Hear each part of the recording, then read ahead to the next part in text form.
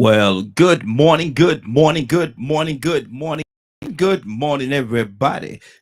everybody. Welcome to another episode of The Morning Glow. Welcome to another episode of The Morning Glow. Got a great broadcast lineup for you this morning, as I hope and I pray that we always do. I'm not important. I'm just a question asker. I'm going to be the one asking and composing the questions today. My name is Raheem. We got quite a few people that's actually going to be with us. I guess I should say happy 4th of July to each and every one of you. Who we got here? Oscar. Good morning, Oscar. How you doing this morning? Definitely good to have you. The phone lines open 508-924-3521, 508-924 924-3528. Give us a call. I hate to have to say this, but I'm sure a lot of you are aware that there has been another shooting going on. It happened yesterday, if I'm not mistaken. It happened yesterday. They actually caught the young man that did it. People say they're shocked. Actually had his dad to come on. Actually had his dad to come on air and apologize to everybody for what his son did. And when is my question? And I'm y'all give me a call. Help me out this morning because I really need to know, when is this going to stop? When is it going to stop? When are we going to get past all these people just going out there and just brutally killing each other? They're just killing each other. What is it going? And see, I struggle with it because these are young people that's actually doing this. It was during a 4th of July parade. It was a 4th of July parade in Highland Park, Illinois. Highland Park, Illinois, during the 4th of July. The parade that was going on, and the gentleman just I say gentleman, definitely lack of a better term, but he went out and took upon himself, excuse me, to just start shooting. Yeah, give me something to drink. To just start shooting people, and he did it, shooting and killing people. 9 people dead, 57 hurt. That's one shooting that was in Chicago. This one right here on July the 4th, yesterday. Um, Something have to happen. Something really have to happen to stop these people from just thinking it's okay. From just thinking that it's okay to actually go out there, to actually just go out, take a gun, take a weapon in your hand, and just start shooting people.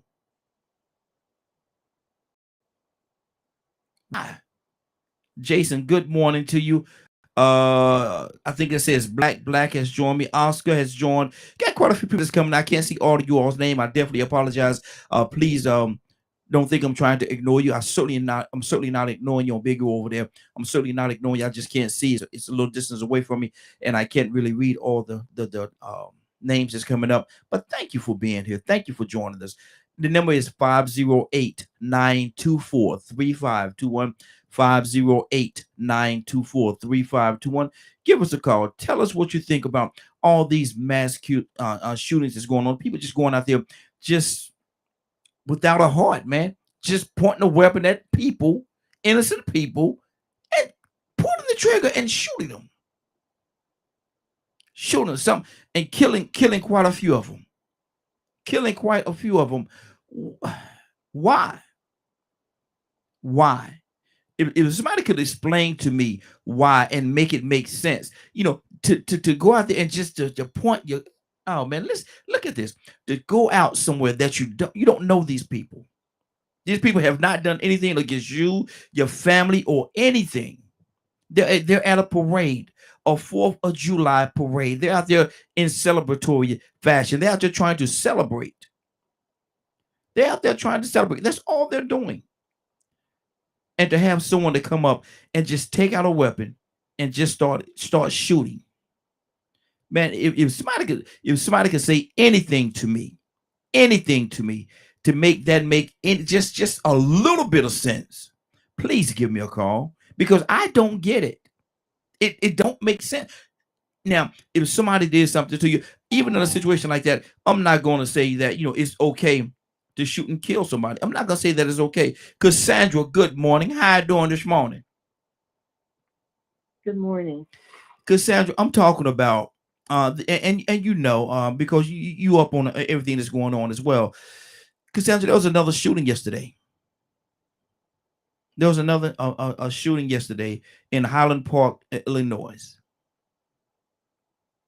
Got Raheem, do you really think that anything is going to change until we get people to actually change the laws or care about changing the laws? People are more concerned about someone having a gun in their hand than they are about human beings that are being killed with those guns in mm-hmm, hand. mm-hmm, So until the mindset, mm-hmm, and you know what? I think until some really high profile people get taken out, we might not see any kind of change. mm-hmm, It's like you got to just do something so crazy, mm-hmm. and then they say, "Oh well, maybe it's time we need to do something." Yeah. But then it hits home. That when it's hitting closer to home, people get it, and I guarantee you, those that are so let them have their guns. I don't care how many guns it is. Just keep bringing them in, including this governor here in Georgia where we live. Mm-hmm. Just gun, gun, gun, gun, gun. I think until some of this stuff hits closer to home, we will not see any changes in Mm-hmm. in in uh in this gun violence. And how unfortunate is that?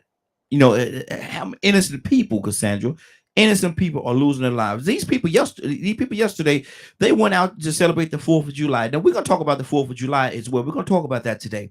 But my thing is to just go out there and these people in a celebratory situation, going out to celebrate, and someone take a gun, take it out, and just start shooting them down. Cassandra, how heartless is that? Just think about it. We have people killing people sitting in church worshiping God. Mm-hmm. We got people going into schools where innocent children who ain't did a dang thing to nobody. Mm-hmm. So Yeah. yeah. Yeah. But I mean, who would be surprised that they shoot people while they watching the parade, while Mm-hmm. balloon is flying by or something? Mm-hmm. None of this surprises me because we want to have guns in people's hands so bad that we do not give a rat's butt Mm-hmm. about the amount of people that are being killed on a daily basis in this great country. Wow. Wow. Rico, good morning, sir. How you doing this morning? Man, I can't complain, man. Welcome to a beautiful new day. Hey, welcome to you as well, brother. Rico, Hey, how you doing? going out there, man. Uh, Somebody going out, man, and in a celebratory, the 4th of July. They going out to celebrate the 4th of July at a parade. And then you have someone else going out there, man, for the sole intentions of shooting them and hopefully killing them and killing a few of them. Rico, where are we, man? Are we just becoming immune? Because this is happening every week, every other day almost. Somebody's going out shooting people. Are we just becoming so immune to this thing, man, that we overlooking it? Do we really care, man? Why nothing is happening? well, we have become immune to it. We were born into a culture that was immune to it. And just think about it. They were celebrating a holiday that actually came about behind violence. Mm-hmm. They came over here and took some land. And then after taking that land, they declared their independence from Great Britain. They did all this violently. So, we live in a culture of violence because it's celebrated, it's condoned, it's okay when it's beneficial. Mm. But now it's not beneficial. Now people do it just because they're angry. Some people do it because they're addicted to the adrenaline rush that Mm. comes with that type of violence because it's thrown in your face every day. You look at TV. Now look, since we were young, Rambo, Commando, Scarface, Mm-hmm. Deadly, Everybody like the bad guy. Training Day. All the shooting and killing. John Wick, Matrix, Call of Duty, Grand Theft Auto. Show after show after show after show after decade after decade. War movies and war games. Full Metal Jacket. Mm-hmm. And these people see these movies. Beverly Hills Cop, they even throw a little comedy in there with some killing. And they always make you feel like the one that comes out in the end is justified in doing what he's doing. Mm-hmm. Look at that blood go against that wall. Look how graphic it is. You know, they make it more and more, I'm going to say, enticing and favorable by showing you just how gory it can be by the camera work. Mm-hmm. So we are people that are creatures of our environment. You know what I'm saying? We are all creatures of habit. Mm-hmm. And what we induce into our brains, what we consume, is pretty much what we become. So now you have to look at the people. Like, see, the thing is, we could talk about guns, but now it's to a point where they have technology where people can make their own guns. Mm-hmm. And in the process of them making their guns, they could go on the ground and make them, and ain't nobody got to know. Look, they took electricity and made nuclear bombs. Some of the most violent weapons you could think of. And so, I mean, it's in history, and it's been accepted as that's how people do. People have wars all the time. You hear that all the time. People have wars all the time. People are going to fight. Just accept it. But that is abnormal behavior, human beings against human beings. Another human being getting a kick out of watching another human being getting his brains blown out. Getting a hole put in the side of a bowling ball, just tearing up body parts and limbs from one bullet and watching people run in mayhem and chaos. Post-traumatic stress syndrome or disorder. People come home from the military with these problems. You know how many people yesterday were shell shocked just from hearing these fireworks? Absolutely. Mm-hmm. I mean, so, you know, that's the culture that we live in, man. We live in a very violent culture, and a lot of this violence is coming from very angry people who are unhappy with their conditions. Maybe it's because of poverty. Maybe it's just the way things are. Or maybe they just are mad at everything. Wow. Brothers of everybody. Who knows why they're mad, but there's a lot of anger involved. And in the process of this anger being the predecessor or the precipitator, you have the issue of people using violence to resolve that anger. And it's the American way. Mm-hmm. Absolutely. Wow. Happy 4th of July. And that's what it is. Toussaint, how do we, and Rico said a lot about it, but how did we get here, man? And what can we do?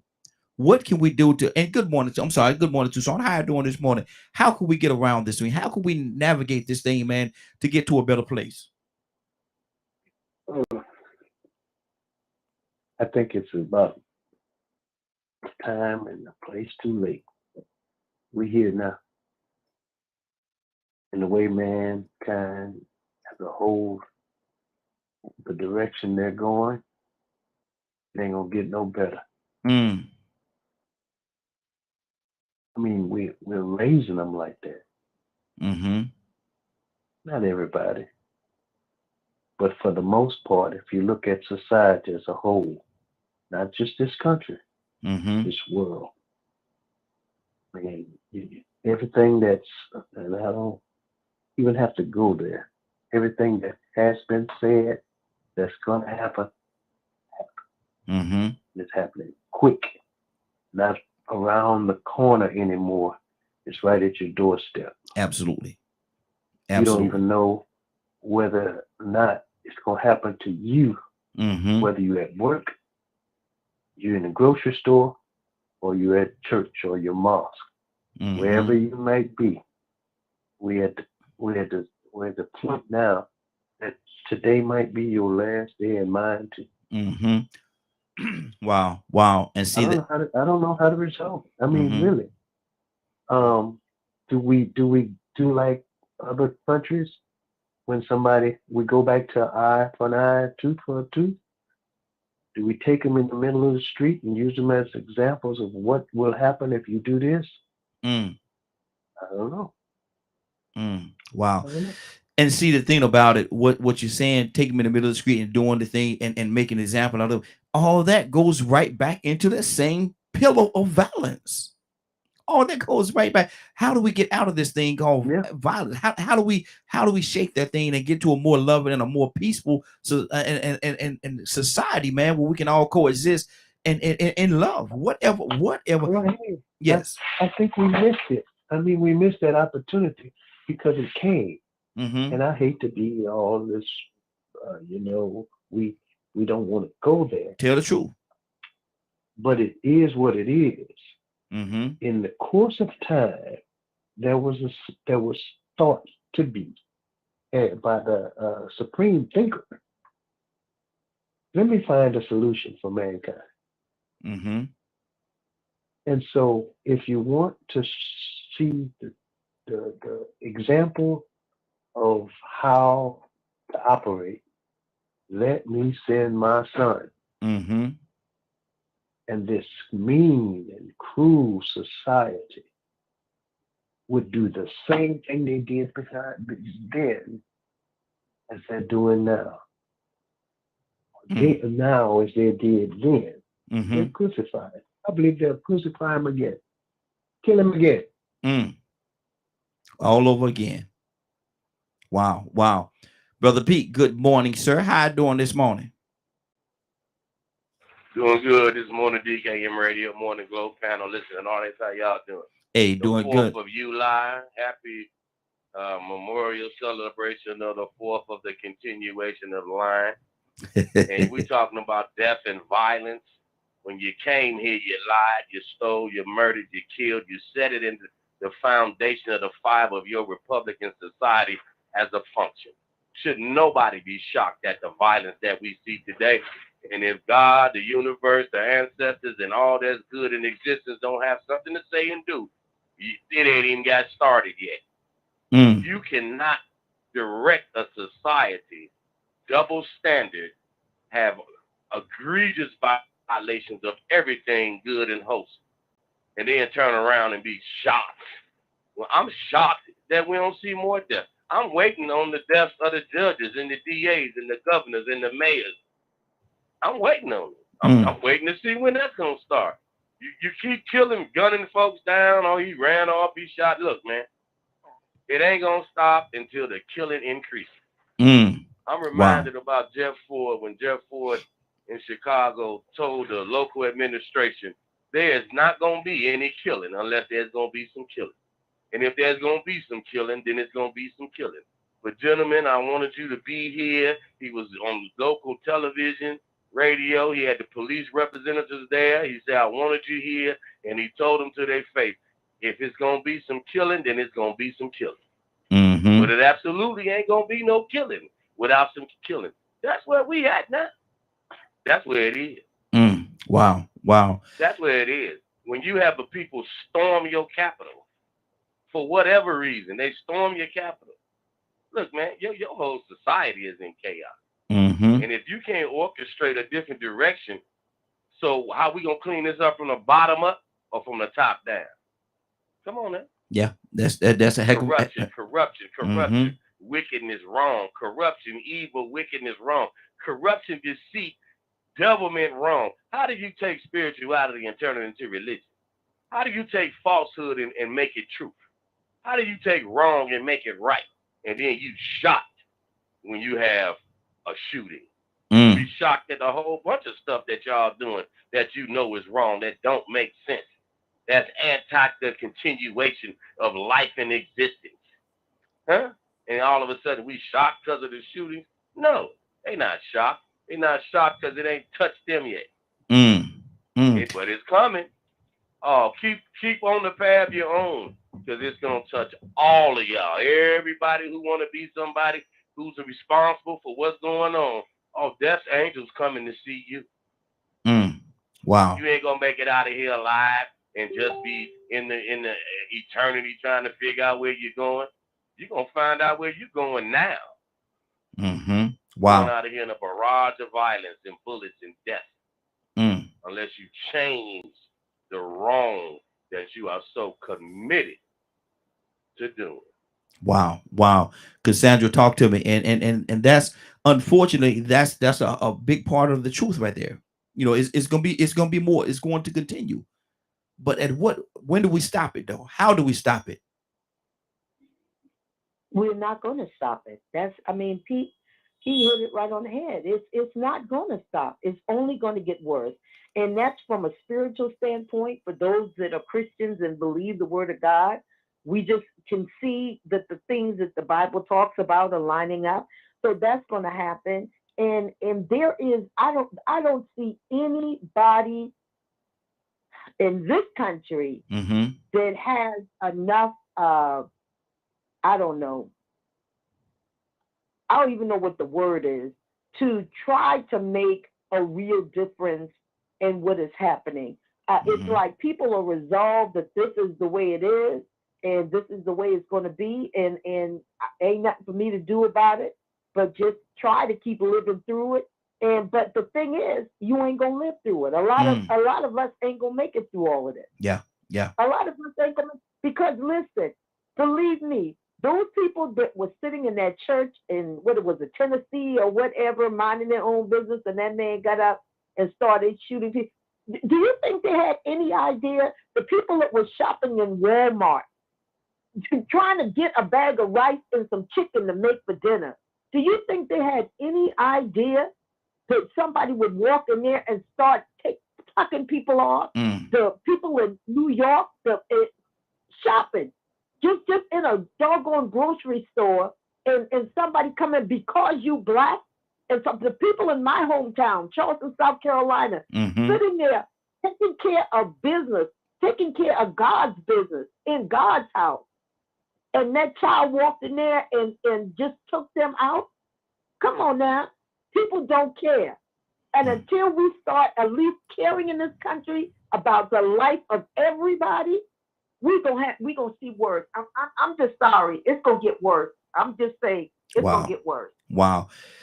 Rico, and that's the absolute truth, brother. Is gonna get worse. More people, there's gonna be more blood on the soils of this country, man, because and I say that because the government don't care, but it's not all on the government. You know, we as individuals, we have to make a difference too. There should be something that we could do to stop this thing, man. You know, stop this, because this horse is running out of control, brother. What can we do? Change our standards.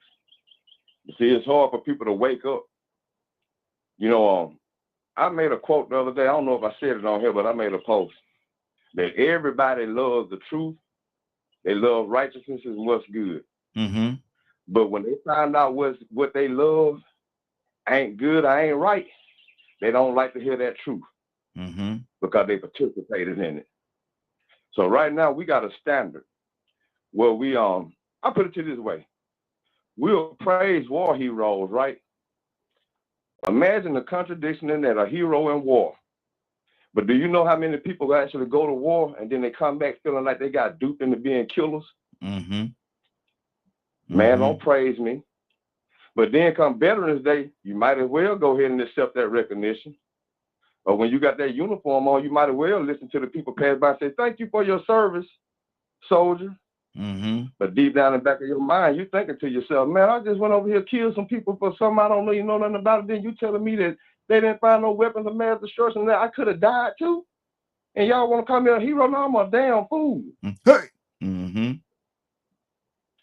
But in the same process, you are celebrated. We celebrate the one that do the most killing. We celebrate John Wick. Oh, you went to see that new John Wick movie? You know, I remember when this started. Now, we have had random shootings before. I remember before I was born, there was somebody killed some people from a tower at a college in Texas. I think they did a movie. Ice Cube actually did a movie from that same college, if I ain't mistaken. But you didn't see that type of stuff happening too often. Then I think like in the 80s, people started going postal. They named it postal because of the man that went into the post office and just went crazy, killing people, his co-workers. But see, he was mad at some people. And over time, you start seeing more and more workplace incidents where people were going into their jobs, killing supervisors and co-workers that were bullying them or they felt like they had wronged them. But now you got a whole new culture. Yep. Once again, they're going back to the college killing and they want to shoot random people. You ask yourself, you know what? You may have been bullied, you may be mad, but why you just want to go out here and kill random people because you don't even have a specific target? Exactly. That's the point you got to think of. Mm-hmm. You know, now they're going out here doing this and they don't have specific targets. So what's going on? What is driving this motivation? It's a sick desire.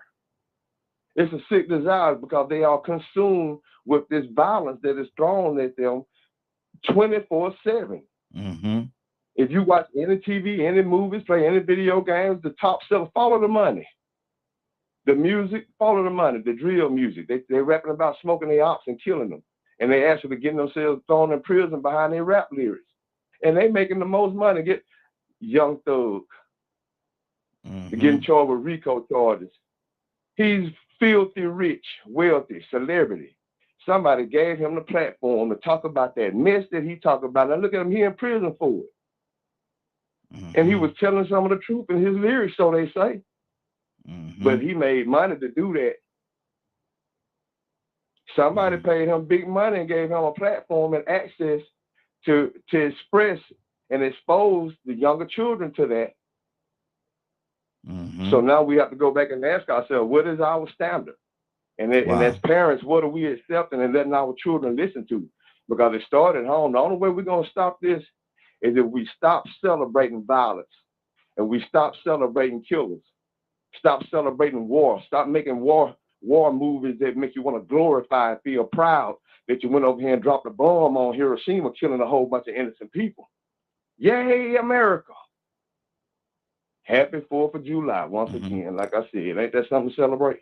Exactly. And like I said, we're definitely going to talk about the 4th of July later on. But right now, I want to go to Toussaint. Toussaint, what's on your heart, brother? Because I know, man, this just seeing this and witnessing some of the things that's going on. Toussaint, you being who you are, brother, I know it's breaking your heart. What's breaking my heart? Seeing all these killings, mass killings, people just going out there just killing people just because of the fact they want to shoot somebody. Well, yeah, it's heartbreaking, Mm-hmm. but it's reality, unfortunately. Mm-hmm. I mean, we are the product of our society.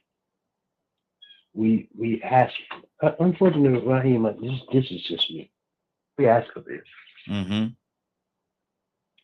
And we continue to ask for this because we don't want to turn in a direction that will help us. Yeah. And I'm going to keep saying it. Mm-hmm. Because, you know, it's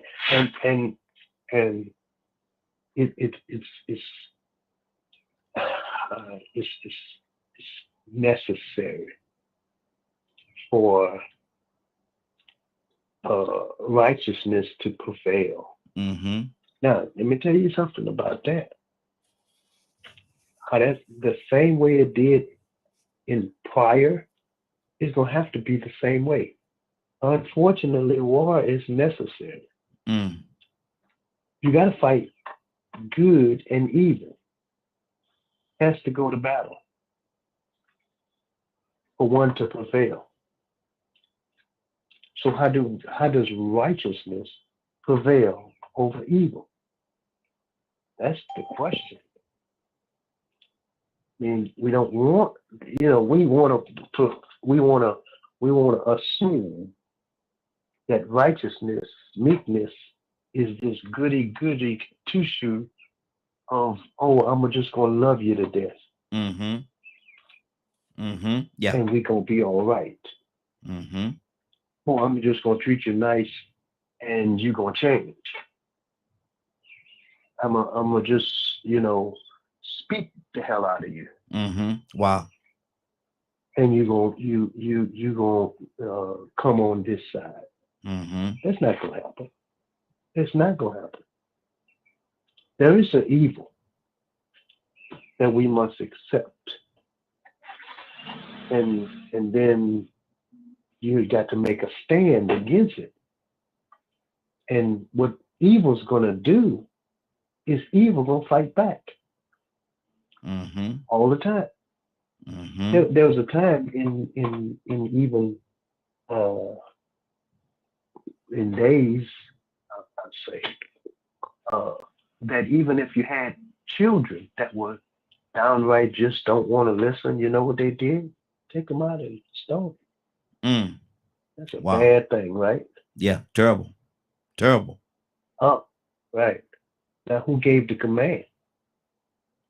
Mm.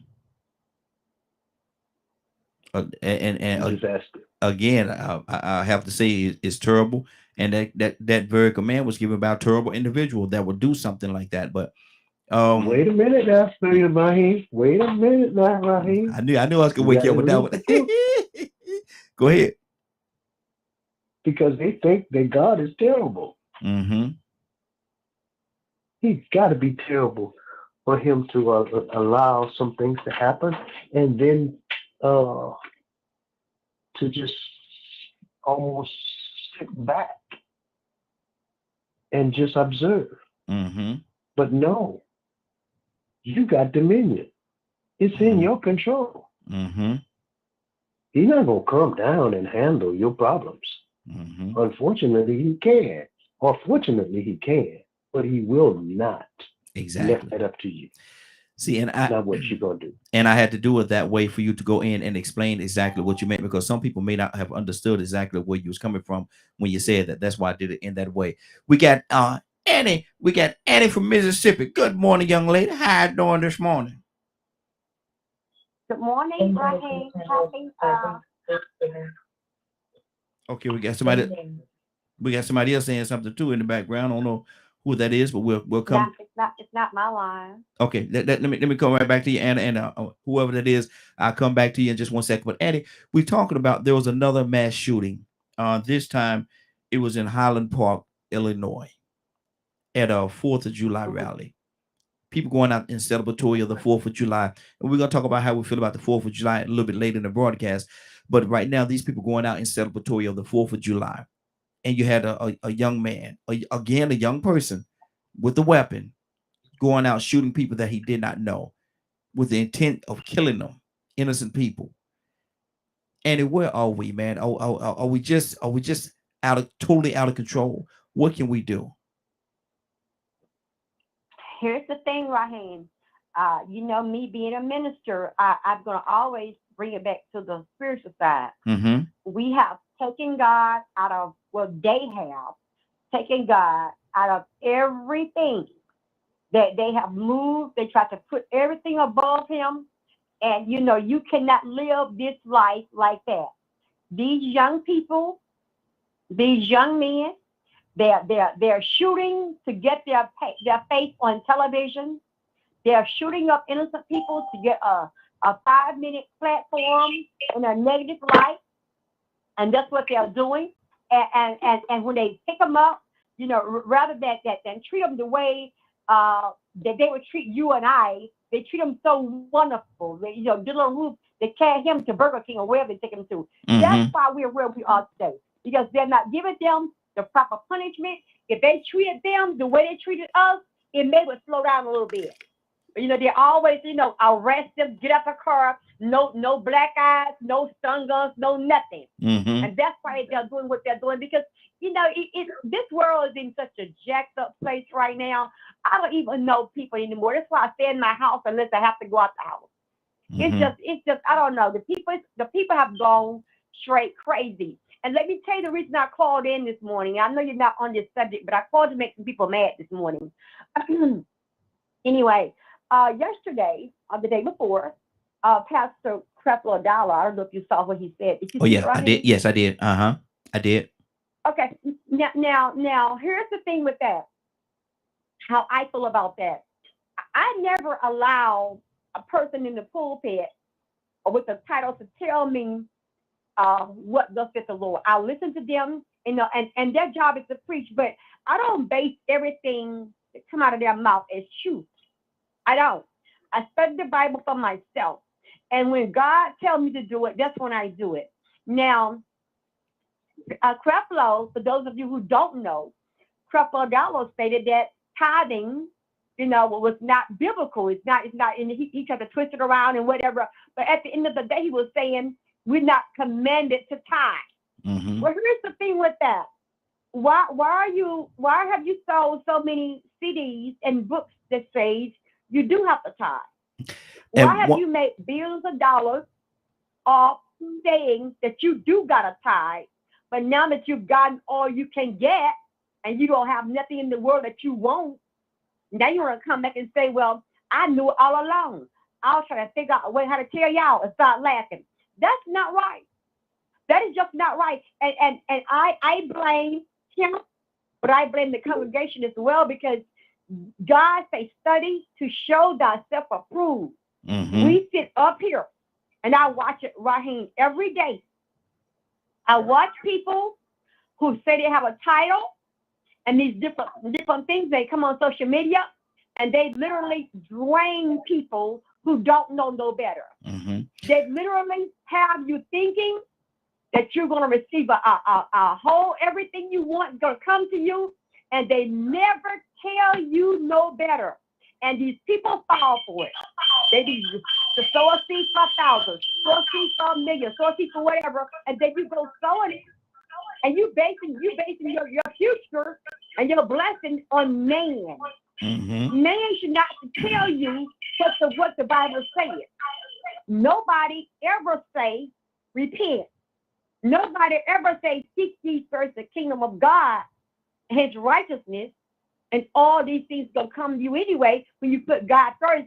I mean, yet to hear a prophet or a pastor say that. Okay, good deal. Now, Annie, about now, Annie, came in here, changed our whole dynamic ago. What we talking about this morning? I really did. I'm sorry. Okay, but stay right there though. Don't go nowhere, because we actually that's on the theme of what I was going to talk about today. I just hadn't got there yet, but you putting the cart before the horse. But hold on for a second. We're going to talk about that as well. We got a few other people. Mr. Hicks. Good morning, sir. How you doing this morning? Good morning. I'm doing fine. Everybody else is doing well. Hey, doing well. Mr. Hicks, we're talking about, there was another shooting yesterday. Highland Park, Illinois.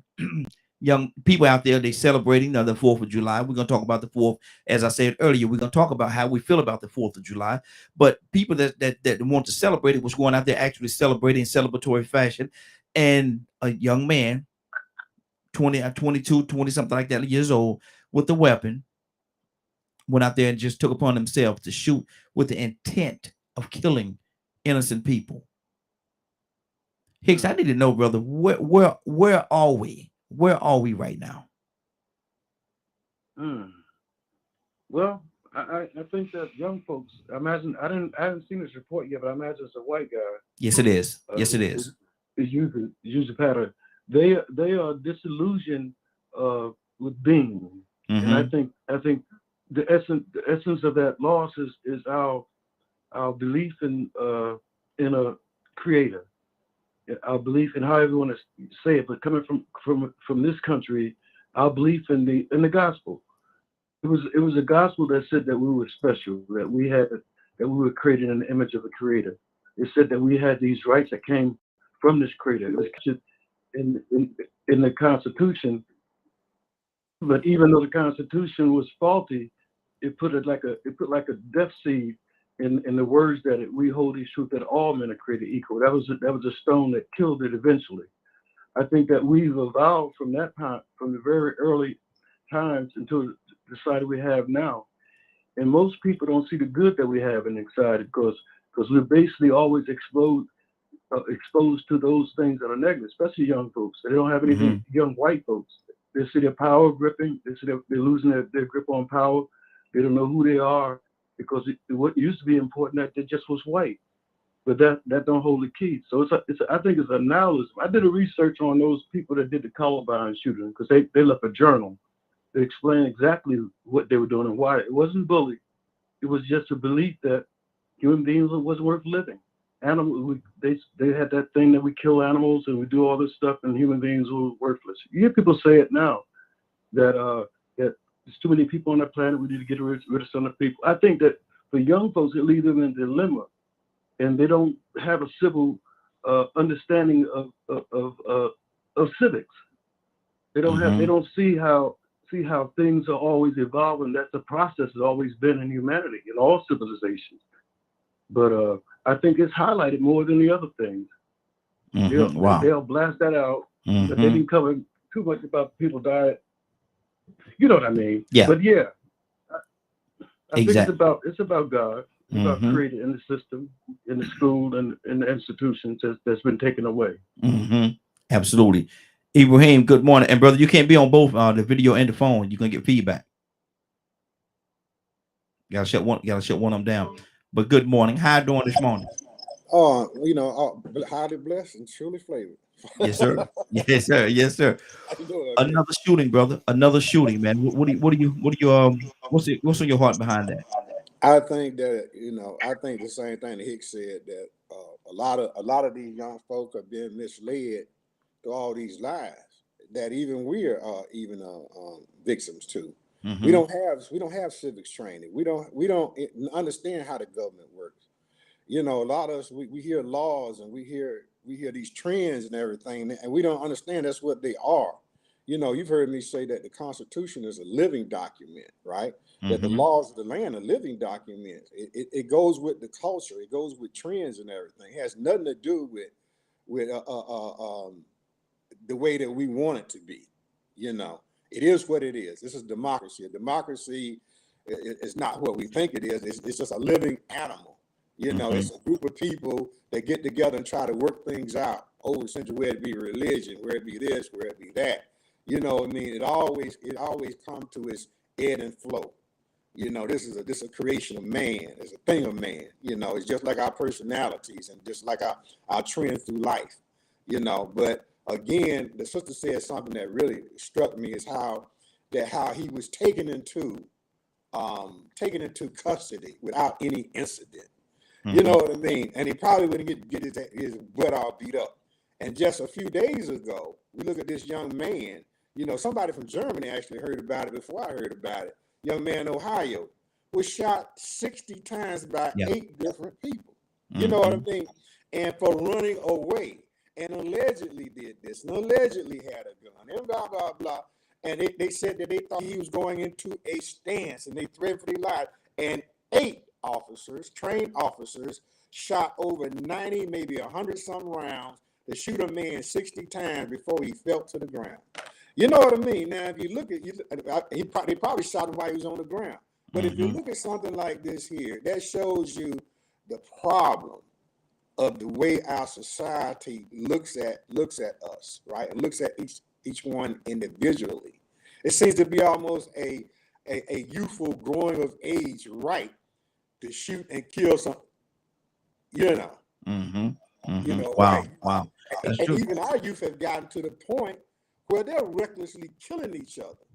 They wouldn't dare have the audacity to attack, some innocent white boy or some innocent white girl. You know what I mean? But they had the same motivation to kill their black brothers and sisters. And I mean literally and figuratively. And they feel like they've been insulted because their voice is not heard, that they're going to start shooting and killing, right? But I'm not against ownership of gun. Matter of fact, I'm more in favor of ownership of gun, because what's going on? I don't care what your predilection is, but mental illness seems to be the greatest problem. And I'll make sure that I have mine, to protect mine. You know what I mean? Good deal. Let me see. We just lost Tucson. Hopefully we'll get Tucson back. But Captain, good morning. How you doing this morning? I'm great. Thank you for asking. Hi, everyone doing. Good morning, everyone. Hey, doing good. Captain, we're talking about and we're gonna transition the conversation a little bit to other areas, but right now we're talking about that mass shooting again that happened yesterday in Highland Park, Illinois. They was going out there to celebrate the 4th of July, and we're gonna talk about the 4th of July. But these individuals were actually going out there in celebratory of the 4th, and there's a young Caucasian brother with a weapon, and he commits the shooting with the intent of killing individuals. Captain, are we in a sick place right now? Well, this is going to continue to happen because, of course, America's a gun culture. I was listening to Brother Ibrahim, and he just confirmed that everybody who talks about guns and gun violence makes them get a gun. So we add to it. So everybody get guns. I get scared, I go buy a gun. So we can't talk about condemning guns when we get guns to protect ourselves because everybody else got a gun. So fear drives people to do this. Fear drives them. Again, I mentioned to you, we don't carry weapons. The nation, we don't. I don't have a conversation with guns because I got no interest in it. I don't got one. I don't know about them. But we add to the gun violence culture from fear. Yeah. Man, I'm going to get me a gun. That's why I got me a gun. Now we got another gun and another gun. And we can't say that everybody get a gun is stable. Ain't nobody went through no psychological trauma test to see if you are worthy to have one. So we're dealing with a gun. But that wasn't the only thing took place in Illinois. You might not know this, but in Philadelphia, man, 2 police officers shot at 2 police officers. Exactly. At that part. And then to add insult to injury, maybe you didn't know this. In Farming Hill, Michigan, the chief had apologized because they shooting literally at black men on the target. It ain't the silhouette no more. It's black men on the target. And they showed the picture of the brothers. And he apologizing, the chief apologized. And then one of them Uncle Tom Negroes who wanted the department said, well, we changed many targets with different people on it. And then they did an investigation and they said that's not true. So why would you, brother, cover up your own department who's shooting at you? Exactly. The sickness is in America. So when we talk about what happened, that's just a stream. And it's going to get worse because it seemed to be a fad.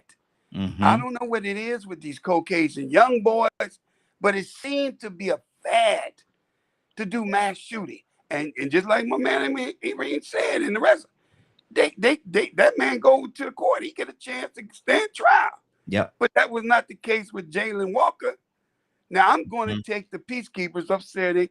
I'm taking about 70 peacekeepers, my organization, and you know, Akron is just 2 hours from Columbus, so it's in Ohio. So I kind of take a prayer, hope to be joined with my man, the ball player, and so you know, I'm like everybody. I'm not about no talking, man. I'm about putting boots on the ground. Now, what am I going to do with them peacekeepers when I'm going? What Captain Dennis going to do with all the peacekeepers? I'm just showing my part to go in and try to bring some peace. That's what we are, peacekeepers. We're not there to start no violence. We peacekeepers. We going in hoping to keep the peace until this thing is resolved. With fighting with the community, making sure that the family get justice. We stand with the family. Now, this is my small contribution. Come on. I'm just as tired as everybody else. I'm not going to sit around and talk about it. We can do that all day long. You got men like Ibrahim, he boots on the ground kind of guy. That's what he do. He made it very clear. He don't do no talking. He got history. I believe Rico, all y'all got history. But man, in Akron, if I ask everybody to join me, that's what well, you know, brother, I can't get the ticket. Yeah, but I represent you. Just send a donation so we can get a shirt for every black man in Akron. That's what we want. We want to put a shirt on them that says "Black man on duty. I'm president for peace." At least you could do that. Damn, I can't go, man. What's that? Where I can send donate, get a shirt in my behalf and tell them, hey, this is from Brother Rico. Brothers be on our DMK show. This is from Brother Raheem. I'm sorry, I'm a little full today, man. I just ain't in that mood today. I'm sorry if I took your time, brother. No. You're good to go. We're good. We got a couple other people that's on the phone. I want to touch everybody that's on the phone line. Curtis, see you just called in, brother. Good morning, Curtis. How you doing this morning? Hey, morning, family. How y'all, man? Hey, what's going on? Hey, doing good. We're talking about the mass shooting that happened in Illinois yesterday, Highland Park, Illinois. People out there celebrating the 4th of July. We'll talk about the 4th of July. But there's one of our Caucasian young brothers, 20-some years old, 21, 22 years old, took upon himself to take a gun and shoot people down. shoot them down with the intent of killing them. Curtis, are we just in this society that we're living in, man? Is it really just that sick, man? Or what needs to happen to get us out of this situation? Man, I think we done talked about it like 10 times over, man. Like, it keep happening, brother. It keep happening. You know, yeah, man. Because you know, Illinois had, but you know, it wasn't a mass shooting. Could have been. In Philadelphia yesterday, man, 2 police got shot. Yeah. At a Captain was just talking about that. At a celebration. Mm-hmm. So like, yo, I mean, you know, the gun. I mean, first off, you gotta understand the gun lobby. The gun manufacturers is the only manufacturer now. This just sounds kind of crazy, right? But do you know that the gun makers are the only business, right, where there's no oversight, bro. Like Sandy Hook is the first time that a gun manufacturer was sued. Sandy Hook. So it basically it's like a malpractice type of deal. If a doctor go in you and he botched something up, you can sue him. Yeah. Right? If somebody hit you in your car, you can sue their insurance company. You can sue them. The gun manufacturer is the only corporation that has it's almost like a what's that thing the police got where they can commit crime and they can't be prosecuted for it or whatever. I know exactly what you're talking about. It's like immunity. Yeah. Mm-hmm. Yeah, like the gun manufacturer is the only manufacturer that don't have that you can't sue them. I can even sue if you had a chicken farm right here and I bought some of your chicken and I got sick with E. coli, I could sue you. Mm-hmm.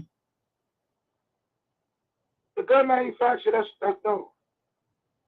So I mean, that's where it starts, man. Like, is it? I don't know. Without trampling on people's rights, it's just in my opinion. There's too many guns on the street, man. Mm-hmm. Wow. Rico, talk to me, brother. Man, I agree with everybody. Just for feedback somewhere. Go ahead. I agree with everybody's perspective, but you have to get to the root of the problem. And to me, the root of the problem is we are infected by a culture of violence. We don't watch this country blow their own president brains out, man. Mm-hmm. You know, I mean, you could get rid of the gun, but then still there's a culture of violence that exists, you know, that makes the gun something that people need to use because of lynch mob. But Rico, let me say this, Rico, and to your point, brother, there was violence before the gun. The gun increased it, may have increased it, but there was violence before there was a gun. People were still killing each other before there was a gun. So that you know the gun is a part of it, and we could get rid of the gun. But when we get in getting rid of the guns, do we actually get rid of the violence or the violent nature of people? So how you think?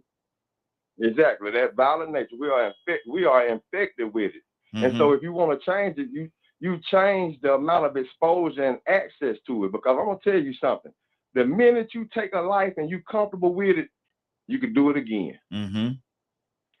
I killed a squirrel one time just to see how accurate I was. I hadn't shot anything in a long time.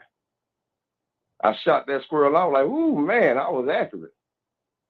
Then I thought about it, man, that squirrel was minding his own business, wasn't doing nothing. I just did that for no reason. I just took a life that the creator came up with. I mean, this is the creator. This is life. Life is God's creation. I took it. But guess what? Some people have for fun and for sport. Yep.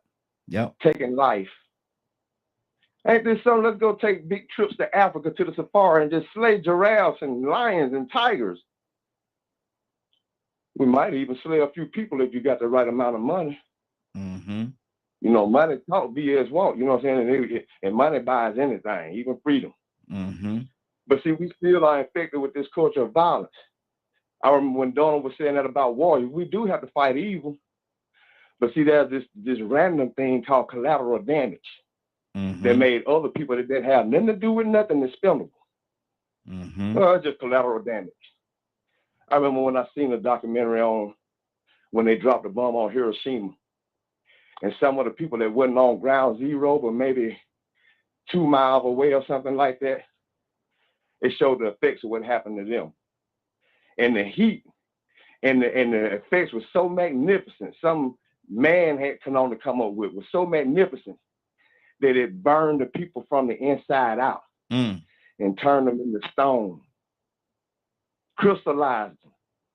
Can you imagine something that a man made that would kill an innocent, unsuspecting person that ain't got nothing to do with nothing, but just the fact that they trying to live in this area that you have a disagreement with the people that run this country? So you just gonna make this woman that's holding this baby collateral damage, just sitting there frozen like a statue, vaporized. Collateral damage. Exactly. So now people are expendable. Life is expendable. Go hunt for fun. Just take trips around the world and just go kill living things. Now you're comfortable with killing.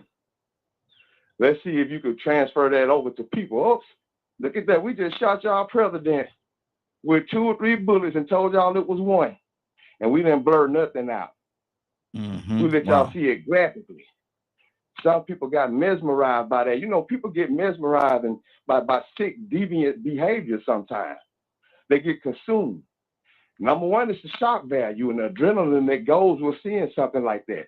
But if you ain't careful, that may be an option for you later on if somebody make you mad enough, like they do in the Hollywood movies, 30 seconds, or like they do on the TV or on the music. So I mean, we live in a culture of violence. We need to make it less accessible. We need to stop making violence be entertainment, and we need to stop letting our kids have these video games and watch these shows just because they're video games and cartoons. Exactly. Because there's a whole lot of violent behavior that they're being exposed to, and they're acting on what they see. Good deal. And see, that's the very thing right there, man. We got a lot of things we want to touch on today, man. So we're gonna roll it. We're gonna keep this thing rolling. But right now, let me go to Brother Pete. Pete, what's on your heart, brother? You got 3 minutes. Righteousness exalteth the nation, sin is a reproach to any people. That's how we solve the issue. It's going back to a more righteous form of government, function, society, system and application, how we conduct ourselves, how we steer our society where we want it to be. We've been steered here. We can be steered away from here. But just let us remind ourselves that righteousness exalteth a nation. Sin is a reproach to any people. Do you see the reproach? Do you feel the reproach? You are living in a reproach. You are experiencing the reproach. You can do nothing against the truth, only for it. Wow, that's good. That's good. We keep this thing going, and the brother got a minute and a minute plus to spare. Let me continue this thing. Let me go to let me see who I want to go. Let's go to Tucson. Tucson, what's on your heart, brother? Talk to me. And Cassandra, I got a different question for you coming up next. Tucson. Well, I just might as well use the other minutes that Pete. No, this ain't no bothering system, brother. Yes, sir. If we don't get that, we can never accomplish anything. If you don't get that, you're done. We got to seek after righteousness. That's it. Your cat, your dog, and everything. Life is at stake. Yes. Because your tree in your yard. Because the next thing is if we don't make a change. He comes and make a change. See, God get tired of us. And he come down. And then we want to say, oh, Lord, have mercy. No, you got your mercy right now. This is your time to accept. It's not your religious background. Religious ain't saved nobody. Ain't brought nobody to righteousness. It just separated people. Religion. People that seem to be religious and don't know how to shut their mouth. That's my version. King James got his version. I got mine. Lord You Jesus. seem to be righteous and you don't know how to shut your mouth. Your religion is in vain. Talk too much. Shut that mouth of this. Some people. Oh yeah, we gotta do something, and the answer is already written, and it's not your mindset. We got to come together as a people and do right. That's good. That's good. Cassandra, we talking about Cassandra. You there? Yes, I'm here. We're talking about the violence, and it's been said and it's been proposed that teachers now have guns in the classrooms, and that's their way of trying to curb the school violence or the shootings in the schools. How do you feel? Because you had prior educational background. How do you feel about teachers having a gun, and what kind of impact would that have on the children, or the fear factor of the children knowing that the teacher have a gun? I don't agree with it. I just think that's a bad idea, because especially when you're dealing with the type of kids that we're dealing with today. Because they'll threaten you and come up on you, and with a teacher having that kind of access to a gun, and then somebody like me, I'll probably snap. So I definitely would not want to have a gun in my classroom. No, but really, I don't. We need to. I think metal detectors are a better way of doing it for everybody, rather than having teachers with guns in their classroom. That is a horrible idea.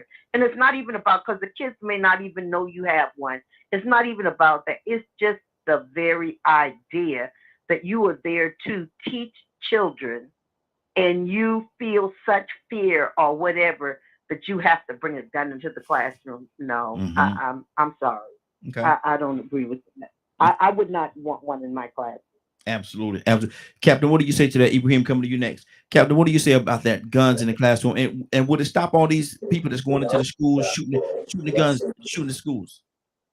Well, listen, if we have reduced ourselves to the level where a teacher who's not trained to be security, a teacher must arm themselves. What did we come to? I mean, it's almost like I keep hearing everybody talk. See, the easy way, if I want to end the conversation, sound like I'm doing good and not do nothing, the easy thing not to do is say, listen, man, God is in charge, and we just need to be righteous. That's the problem. And that be the end of it. Ain't nobody going to argue, but it ain't going to solve the problem. Because we live in a society that was not built upon righteousness. So why are we looking for a society whose very foundation is wicked? So it's never been righteous. How can you present to God, present to a people what righteousness is when you never presented righteousness? Oh, individually that sounds good. Well, we need to, yes, of course. But if we're going to live righteous, then you have to have a righteous society. And you can't make America righteous. But you can't go in your little community, take 5 people on your, and say, you know what? Let all of us get rid of our guns. If I ask everybody with your gun, now you want to go get rid of that's what you're saying with the young people. You ask them to get rid of guns, they got the guns the same reason why you got a gun, for safety and security. But I'm an adult. I could, yeah. But ain't like adults ain't shooting and killing nobody. The whole, do you really want to change? It's got to begin with you. That's where it begins. You got to get in your community and say, you know what? Walk on your neighbors. Look here, y'all. We're going to put this block. We're not going to have madness over here. We the men. We got too much invested. This is our home. Is it okay? Yeah, man, I'll walk with you. Now, come on, Mr. Williams, you too. Come on, I'll walk. Now you got your own little street. Everybody feels safe because you got security. And then after you do that, then the next thing you know, you start talking about righteous conduct. That's how you create a righteous community. It can't be you just throw it out there. Everybody got to be righteous. You got to have God in your life. And that's a big brush. The reality is you want to change the condition. We got a thing in the Holy Quran that says Allah never changed the condition of the people until the people change the condition within themselves. That's just the way it goes.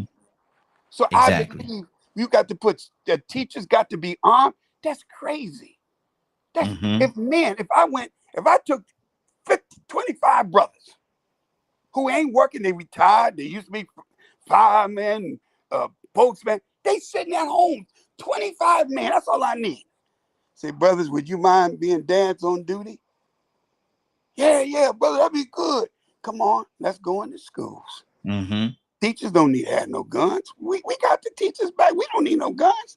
Let's create an environment that would make them feel we can do that. Yes, absolutely. That's within our power. All this talking, man. I'm Brother Raheem. I'm like everybody else. I'm gonna put my little part in because I'm not gonna talk no more.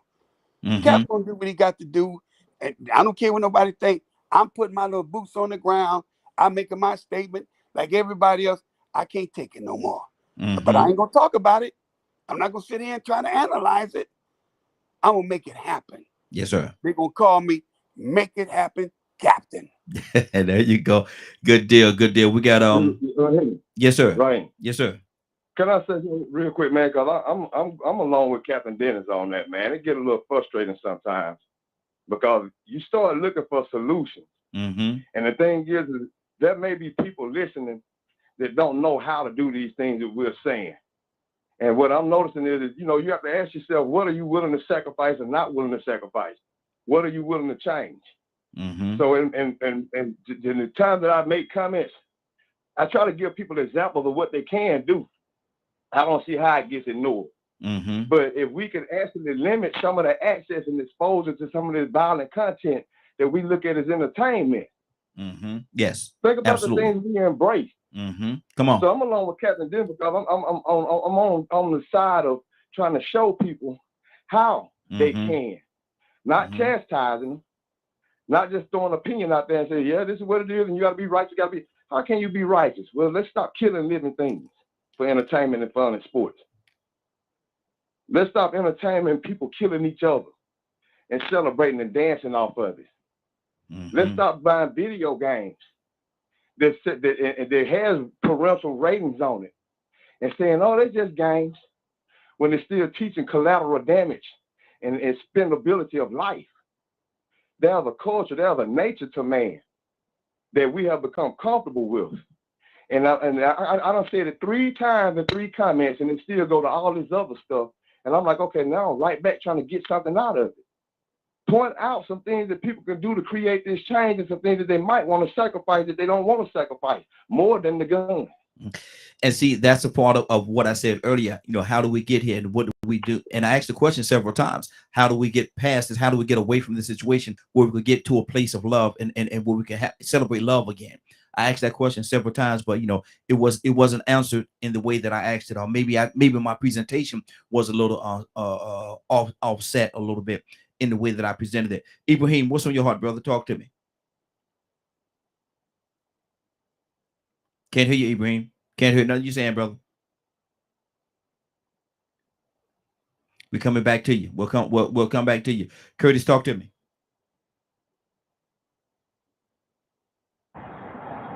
Well, my dear brother,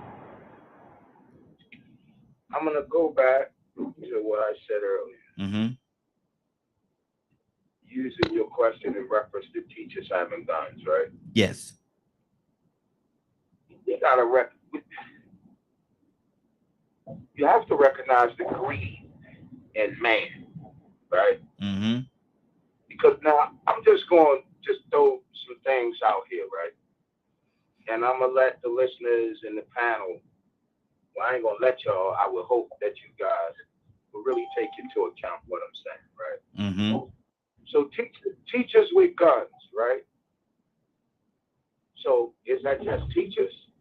Is that teachers and administrators, right? Mm-hmm. And if so, the average price of a 9mm is, I think, between $300 and $400. Is it safe to say that? Yes. The average purchase price, yeah, of a legal 9mm is between $300 to $400. mm-hmm. Correct? Yes.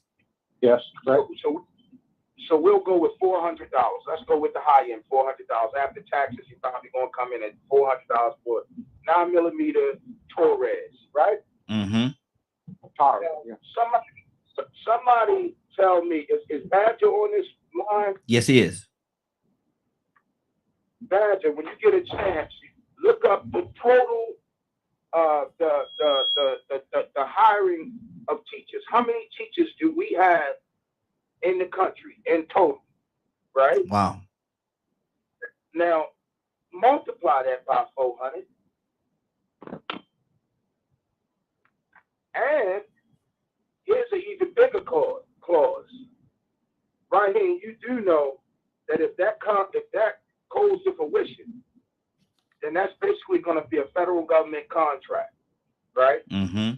Federal government contracting standards, for the most part, says that every 3 to 5 years, when you're on a contract such as that, you have to do what they call a P6C, which is a turn-in.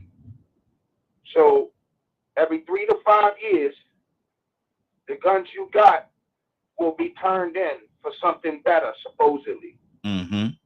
Okay? So now, can you imagine what kind of money the 9mm, the Torres, let's say everybody, the contract is with the Torres, right? Can you imagine what kind of money would be made, or how a given company like Smith & Wesson, High Point, whatever, can you imagine what their stock value would do the minute that this is approved? Oh yeah, absolutely. And Now, that could be a part final question. Mm-hmm. Here's my final question. The larger picture. I wonder how many of those senators going to be invested in that company prior to that award being given. Mm-hmm. Absolutely. Badger, good morning. How are you doing this morning? Good morning. Having teachers, because of all the shooting that's been going on in the school, it's been put across the board that that now we will allow teachers to have guns in the classrooms. How do you feel about that? Pros and cons. Man, I have been contemplating since I came across that, and I think it's probably one of the stupidest things ever. One of the many stupid things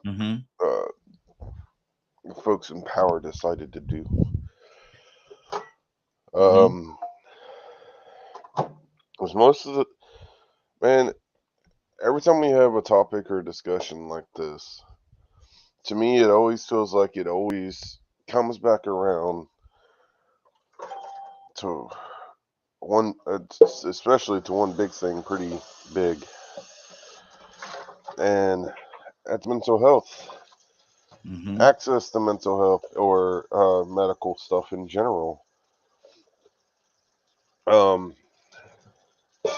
It's dude, man. I've talked to a few teachers around where I am and about it and stuff, and some parents, and a lot of parents are now pulling kids out even more so now to put them in homeschool. So to me, it's like it's a mixture of giving a person the freedom to say that they can carry a weapon inside of a classroom, which is a whole nother topic. Then you have to look at, matter of fact, there was a school literally in the next because I live in a small town, so like 20 minutes away in the closest bigger city, there was literally a couple of teachers charged with abusing children. Mm. So not only have we had mass shootings in Texas, we're also having teachers abusing kids. Mm-hmm. So you don't agree with the idea of a teacher having a gun in the classroom? Man, so if they implemented things, if teachers and parents, no, if teachers and parents actually work together more Mm-hmm.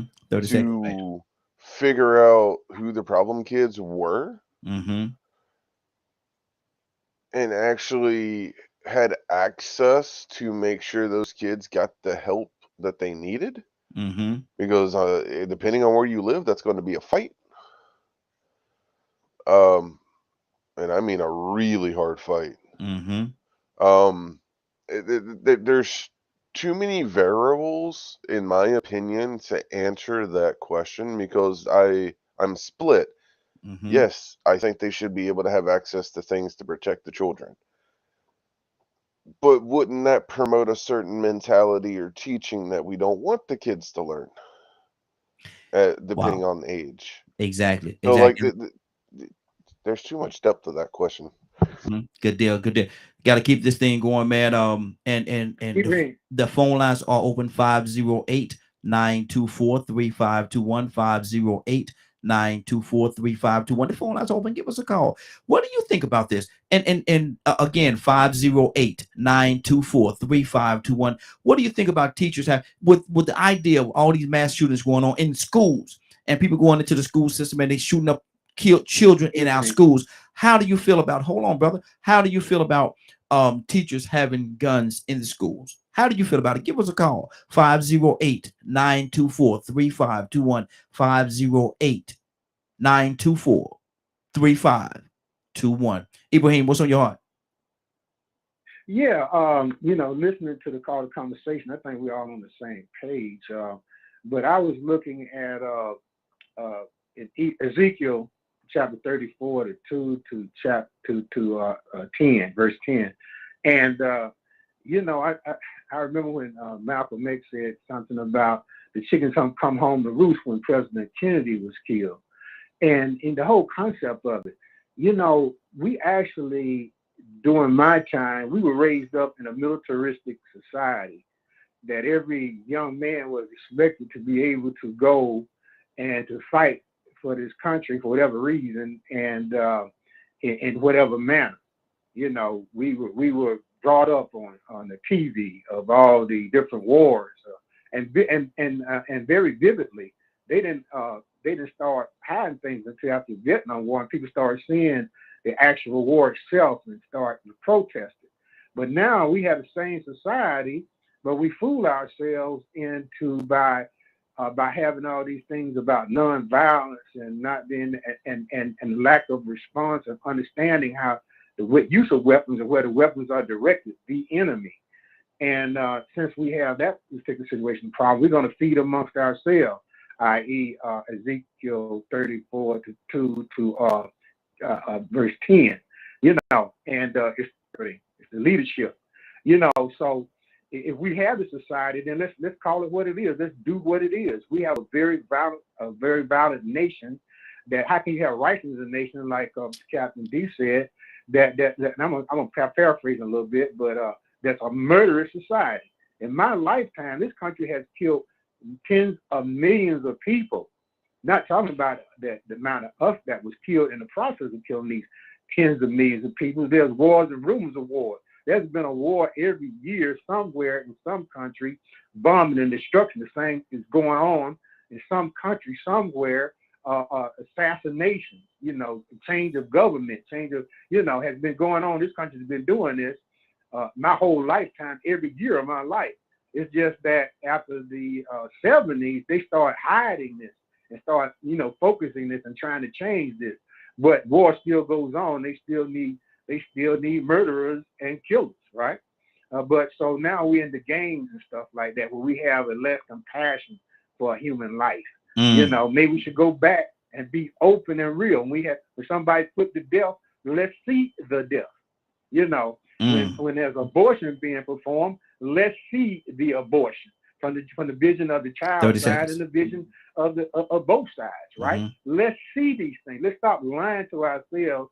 And sometimes we think some type of peaceful nation amongst a group of peaceful people, that black people are so docile and everything. Now that's been a lie. You know, I don't remember seeing docile black people unless they delude themselves as being some docile church that was telling them reading out the slave Bible and telling them what they're right. They're not reading out the Old Testament. You know what I mean? And the whole entire Bible. You know, come to creating this peaceful nation and society by the most rebellious Jew that ever lived. Okay. You know. Hold on, brother. Hold on. Hold on. Your 3 seconds. Let me keep this thing going, brother. Everybody, I'm gonna keep everybody in that 3-minute window, and I'm gonna step in, and we got to keep them. Just tell me 30 seconds. Right? Brother, I told you 30 seconds. 30 seconds go, brother. 30 seconds ain't gonna stay still, but 30 seconds gonna move. 30 seconds ain't gonna stay still, brother. But my thing, let me do this. I gotta keep this thing going, and I want to right now. I want to go to Cassandra and ask her the. Well, better yet, I'm sorry, Cassandra. Let me go to Tucson. Hadn't spoke to him in a minute. Tucson, what's on your heart, brother? Well, before I start your time, I have to say this, man. I don't. Everybody have their own opinion, and I don't give anybody their opinion. I give them the freedom to say what they want to say and express it the way they want to express it. I don't agree with the public lynching, murders, and all that stuff. I don't agree with that, because that's the same thing they used to do with the hangings and all that stuff. You know, I don't agree. I don't agree with that. But you know, that's my opinion. Everybody have their own. Tucson, what's on your heart? No, well, what do you do with criminal acts? What do you do about criminal acts? And like you say, like it's said, we already know that this is not a righteous country. This is a pagan country. In God we trust, and had long time never been part of the USA. Never been. It has been a some kind of a scheme to use biblical precepts to do criminal acts. They've been doing it. And so I'm kind of at a loss, because you have to start somewhere. So when you, and I know I'm gonna run out of time, when you do things that are right by any process, whether it's standing up, going to the schools, being the fathers that will, instead of police being there, the presence of parents being there. I don't know what you call that. If that's not righteous, I don't know what that is. But you got to do something positive. If it's not righteous, do something positive. And not talk. I'm not talking about talking. I'm talking about doing. But if you do the right thing to counteract the wrong thing, you still got to do something about the wrong thing. And so if you don't do something about it, then what you do? Just let them run loose? I don't know. Wow, you can't. Totally out of control. Totally out of control. Tucson, you got a few more minutes, a few more seconds left. You done? Yeah, I listen more than I talk. Good deal. Let me go to Brother Hicks. I'm going to Brother Hicks, and we got a couple other callers. I'm coming to the callers in just 1 second. So, Brother Hicks, what do you think about this whole situation? We're talking about the public examples of really brutality, and we also talking about the having the teachers having the guns in the classroom. Which one of those or both of those would you like to speak on, sir? Wow. I guess I want to speak on it in a different kind of sense.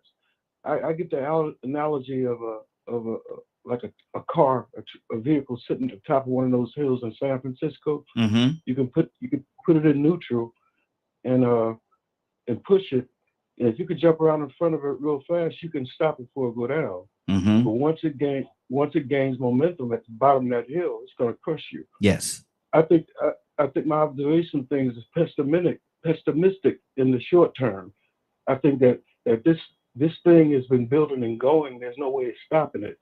But I see at the end of this, when there is the damage, when it crashed at the bottom of the hill and everybody recognized, I think the stress and the fear that's driving everyone will drive them to seek some kind of solitude of a spiritual level, whatever that might. It might be different things in people's perception because everybody's on different levels.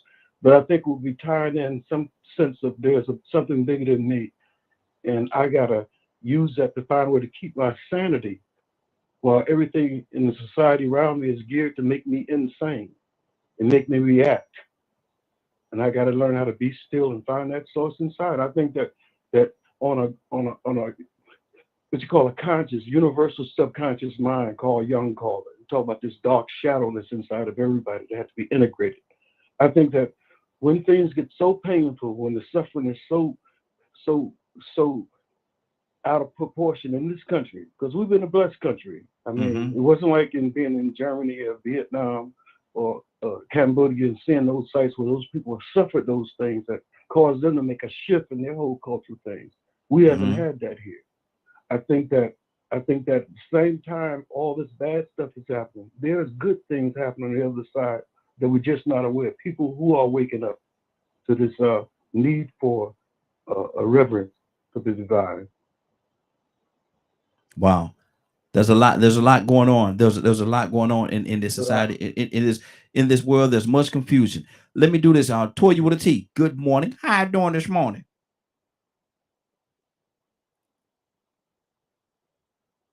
Toya?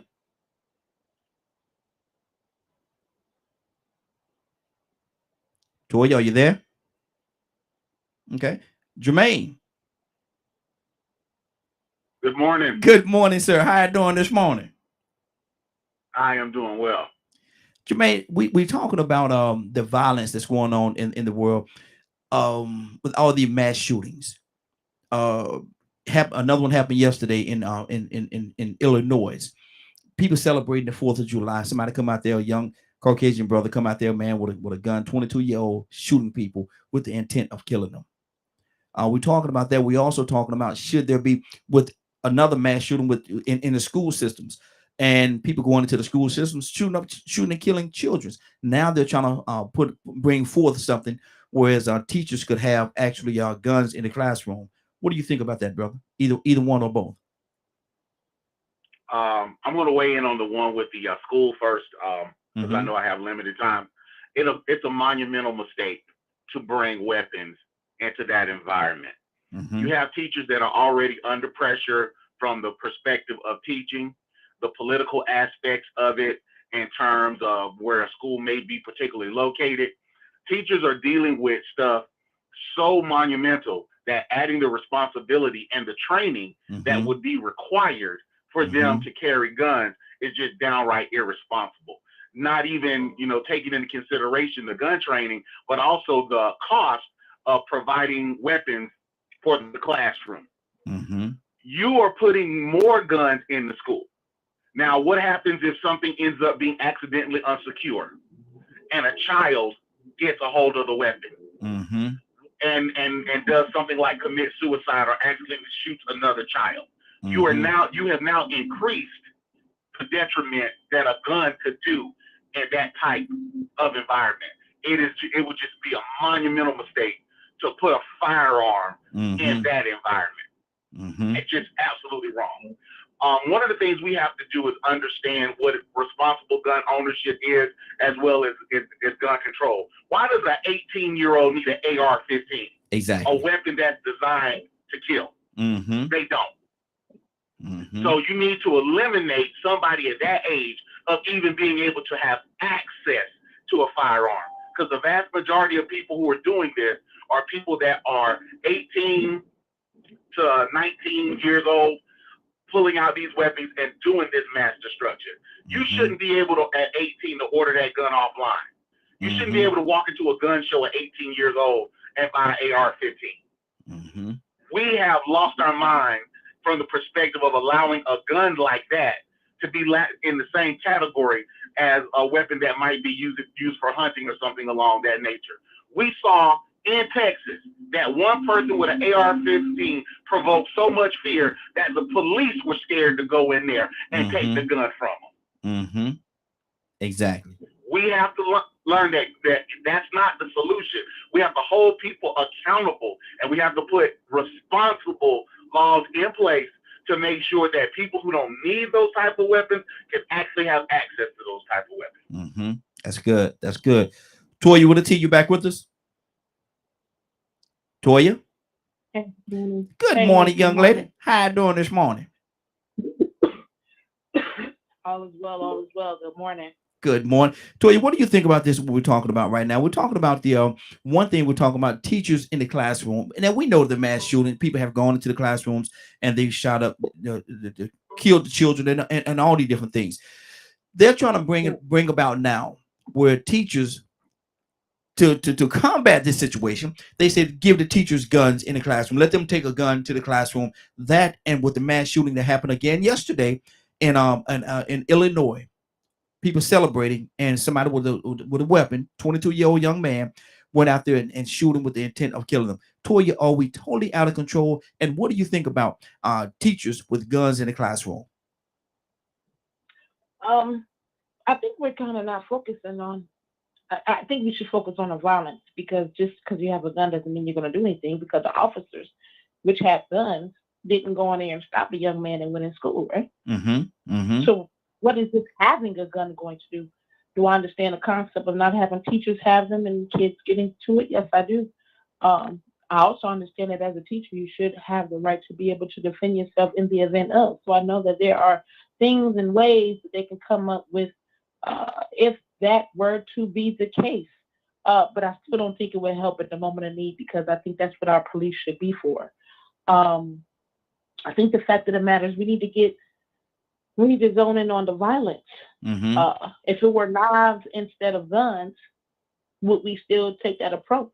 I think we need to try to get to the root of why these individuals are committing such acts.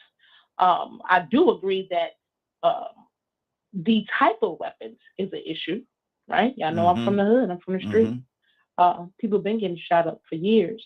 I was 14 years old when I had multiple pistols pulled out on me. However, it's the style of gun now that's, out of control. I don't think that people say, it's more killings, but no, I think it's just more reported killings. Because again, I'm one of these people out here on the streets. I know what happens. I know things that don't hit the news.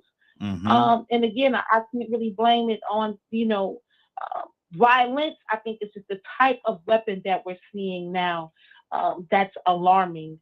And I think that with us knowing so many consequences, I think that we should be able to defend ourselves.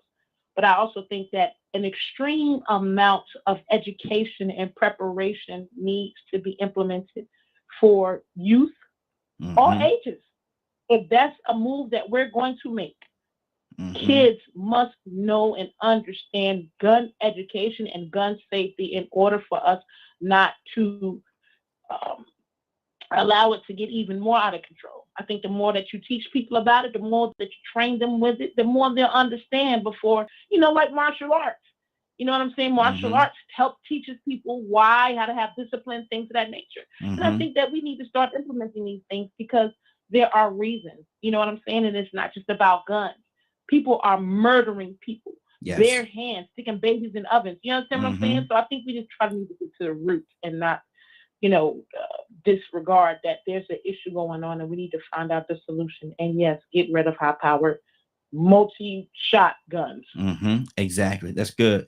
That's good. Navy, good morning, young lady. How you doing this morning? Hey, let me put you on screen there. Good morning.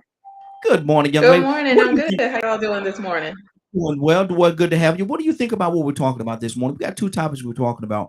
One, teachers in the classroom with the weapons. How do you feel about that? Is that a good thing or bad thing, or have we lost our minds, or with all these mass shootings that's going on, are we totally out of control? What is really going on, maybe? That's a good question. I really wish I knew what was going on, because right now it's kind of sounding like we're in the Wild West again. Like everybody has. I don't think that more guns being introduced is going to solve the problem. For me, I feel like that. Where's the education with the guns? Where's the restriction with the guns? Teachers now having to be responsible for shooting back or covering the kids. I mean, I don't know. It's very much like giving Wild Wild West to me. And I just don't know if adding more guns or requiring the teachers to be educators, and armed forces for the answer to this. I don't know. I wish I had a more definite. How can we get to a better place where we can get around and curb some of the violence that's going on? Navy? Well, Lord, forgive my optimism, but for me, it seems like putting restrictions on these gun laws. I mean, I don't know if it's just like, it's obvious, but I'm like, again, maybe I'm a little too optimistic about it. I mean, if we can, what was that, just a few weeks ago, they put restrictions or either ban the Juuls, the little vape thingies, that went with no problem. And I'm like, but we still have gun laws where a 13-year-old could go into a local gun shop and pick up an assault rifle with no problem. But yet, to a convenience store, buy cigarettes, that's an issue. So, I mean, we're putting laws and things in place for vapes, but we're not putting laws and restrictions in place for the things that are actually killing mass numbers of people and children daily. And if not daily, then every other day. So that would be my answer for that. I don't know why it's not obvious to our lawmakers. Exactly. Willa, good morning. Willa, how you doing this morning? Good morning, Raheem. Willa, Morning, Glow King. Good morning. I need to hear your heart on what we're talking about right now. How can we get to a better place? Well, I was listening to the gentleman when he was talking about the teachers having guns. My opinion on that is that if a shooter was gonna come in, he would probably be the first one they shoot, because they have the knowledge to know that they already have a weapon. But laws, we're being distracted by not looking at what we really need to do. What it is that we really need to do, I don't know. But I know that we break laws every day. Every day laws are broken. I was actually talking to my 49-year-old son on yesterday about this. And he told me, he's a truck driver. And he told me, he said, Mom, he said, I'm going to tell you this. He said, I talked to a truck driver. And he told me, he was a white truck driver. He told me that they take drugs and guns and put them in certain neighborhoods. So the truck the items in it can be stolen. He said, Mom, he said, you may not believe it. He said, but it's true. He said, why you think all these guns wind up on the street in our neighborhood and the drugs? He said, and he told me, I don't know why a Klan member would tell my son that, because my son is black. But he told me that. And I said, wow. I said, so you're actually telling me that these things are planted so they can be stolen. He said, Ma, every day. And that's what I mean. So this is where we are, Raheem. But I mean, when you read your words, you kind of already know what's going on. So I don't know. Wow, that's just good. And it's been said. I'm gonna go to Badger, but I want to throw this out here as well. And got to go to Joy for Jay. Got Joy for Jay with us this morning as well. But it's been said, man, several times on the broadcast. And the question has been asked, and I'm gonna reference it like this. I planted a garden last week. I planted a garden here at my house last week.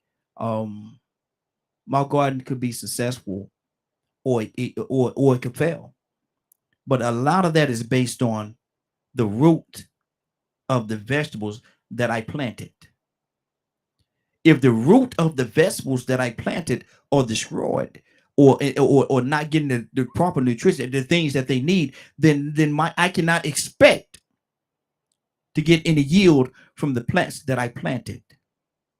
So let's go and let's dig into this thing just a little bit, and let's examine the root. Let's examine the roots of where we are. And what do we need to do what's the best way to what do we need to do to make sure that the plants get the proper nutrition through the roots? But we have to examine the root in order to do that. Let me go to our Badger. You had something on your heart, brother. What's on your heart? So I want to make sure I heard you correct earlier. You're asking what we could do. Yes. How can we salute? Let's talk solutions. We've identified several problems, and if we're gonna get on here and just identify problems, that's one thing. But I think that I think we just spitting in the wind, actually, because it's gonna come right back at us. We need to talk about solutions. We need to get to a point where we can actually address some of the solutions, what we need to do as a solution base. The conversation is good, but what about the solutions? Well, let's start with the teachers. Let's tell all the teachers that they'll be provided for the rest of their life. All they have to do is focus on school. Versus we're going to give you 1,000, or we're going to give you 5,000 extra a year. You have to provide most of your classes with supplies, because we're not going to help you get them. And you get where I'm going with that? Okay. Then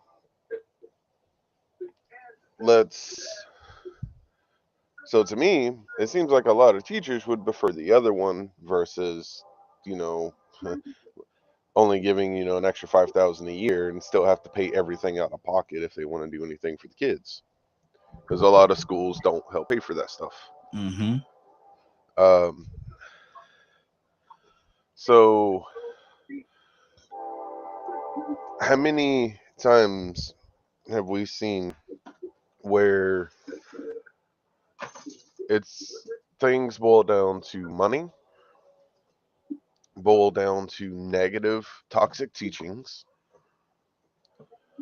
My niece was telling me about how she gets bullied in school and everything because she's different and she's struggling. So looking at the problems to find solutions, parents need to be able to afford to take care of their kids without having to work 3 jobs, 4 jobs, actually be able to spend time with them at home. I think my sister is making around 10 or 11 bucks an hour, which is the best. She's doing the best that she can, and yet she's having to work 60 hours a week to make ends meet. How is she supposed to help her daughter do anything having to work 60 hours a week, 60 to 70 hours a week?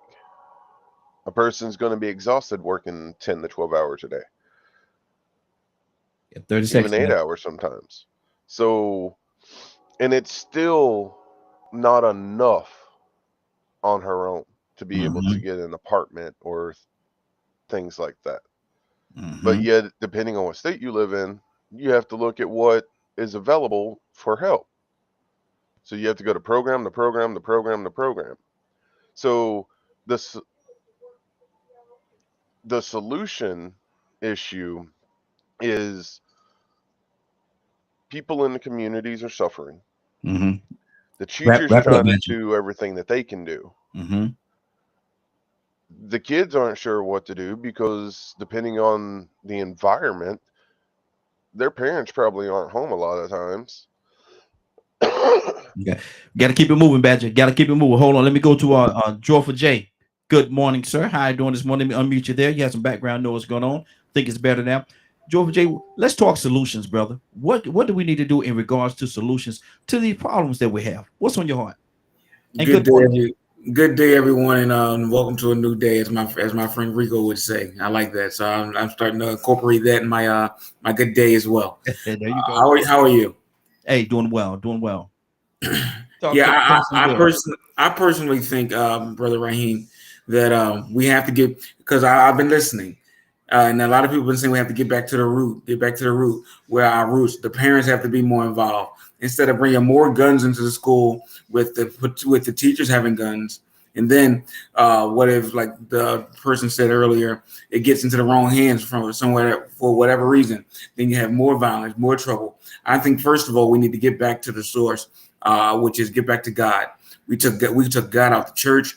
I mean, we're taking them out the church too now. We took them out the schools. We took them out of all these other things. And now it's getting worse and worse and worse. More and more distractions make it worse and worse and worse on the people. Instead of having the parents more involved in school as it used to be, where your mom will come up to the school and surprise you just to make sure you're acting right in school.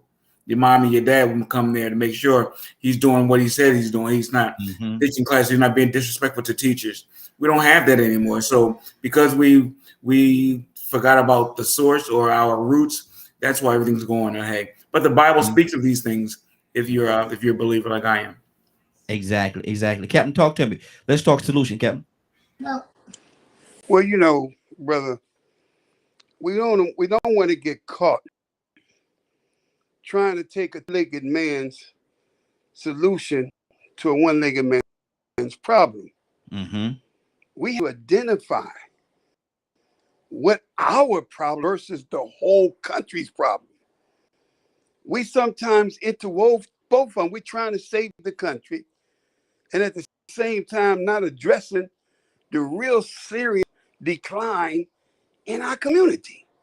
So the first thing that we have to do is to say, what are we trying to save? We trying to save America? Or are we trying to save our community? Because I'm listening on this line and I hear people, in and out, America, the gun law, black people. I mean, it's almost like, we are confused on what the problem is as it relates to who. So we say, what is the problem or what is the solution to black people's problem, particular in the black community as it relates to this gun? Right now, you giving us a total narrow. We can't bring in America's problem. We can't bring in the gun law because everybody got a gun, whether it's legal or illegal. Gun laws is not going to stop violence. Yes. I don't know why we, for some reason, believe if they give a law, it's going to be, no. You got a mental trauma issue, all of us.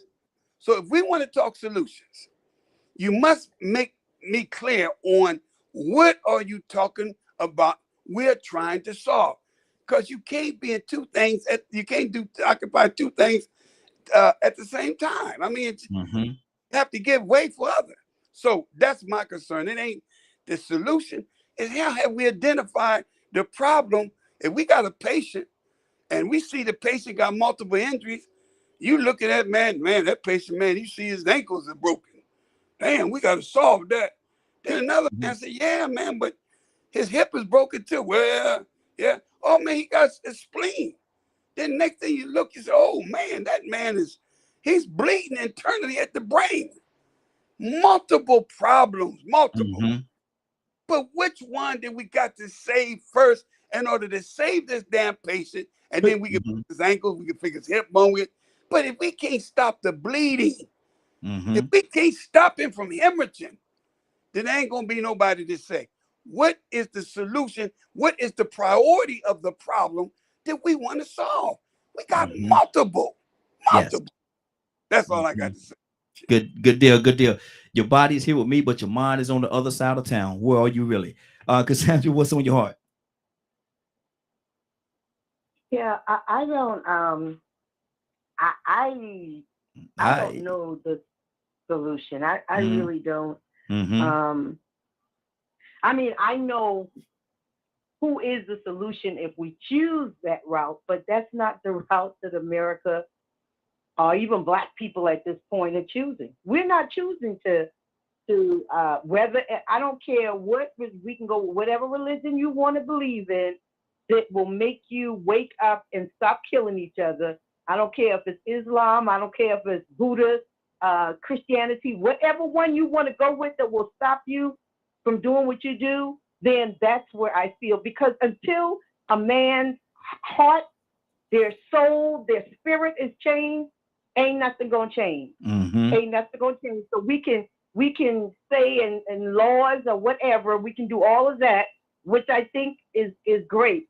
But until we can get people to change their mindset, and their spiritual being, we're not gonna see any changes. And I, like I said, I don't care what religion you want to work with. Whichever one works for you spiritually, then you go with that if it's gonna change what is happening in our society.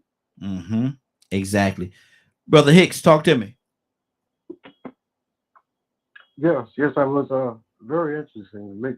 Calling out solution, huh? Wow.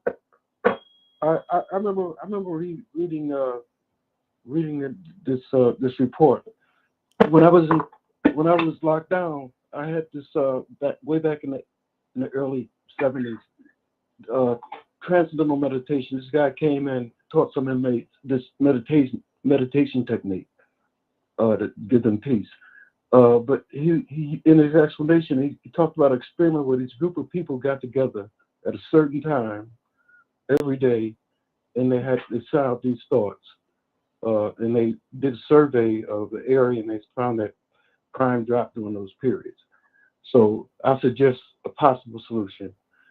If a group of people get together and decide that we're going to do a certain thing whether it's every hour or every half hour, every 6 hours, that we're all going to get together and put our minds together on bringing peace to ourselves and to our communities. It seems like it's a nothing thing, but I do believe it would be a something thing.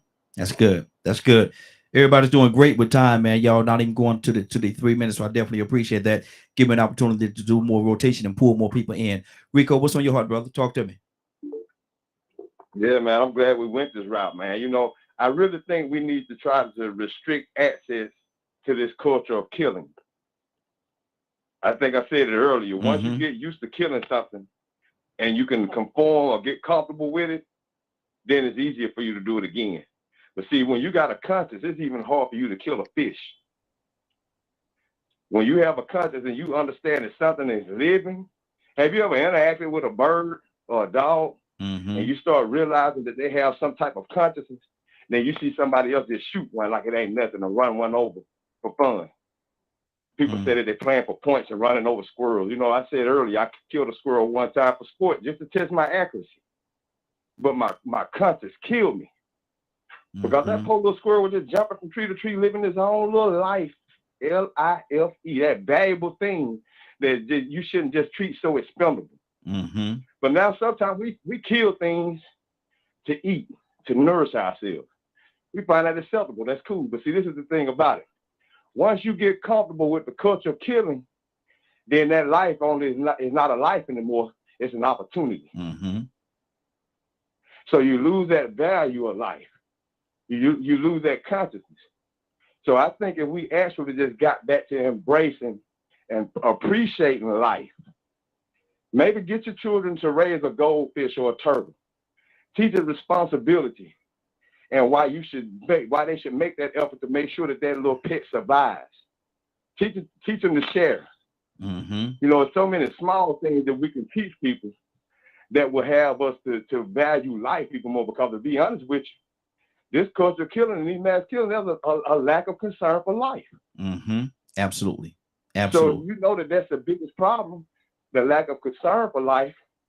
Then the solution is to find how to make people appreciate it and have more compassion and respect for preserving life. Mm-hmm. It's as simple as that. We could be as eloquent and as smart as we want to, but the issue is that people are taking lives at reckless abandon, and they ain't appreciating it. Mm-hmm. So we need to find a way to get human beings to appreciate it again, especially in our community. Absolutely. Absolutely.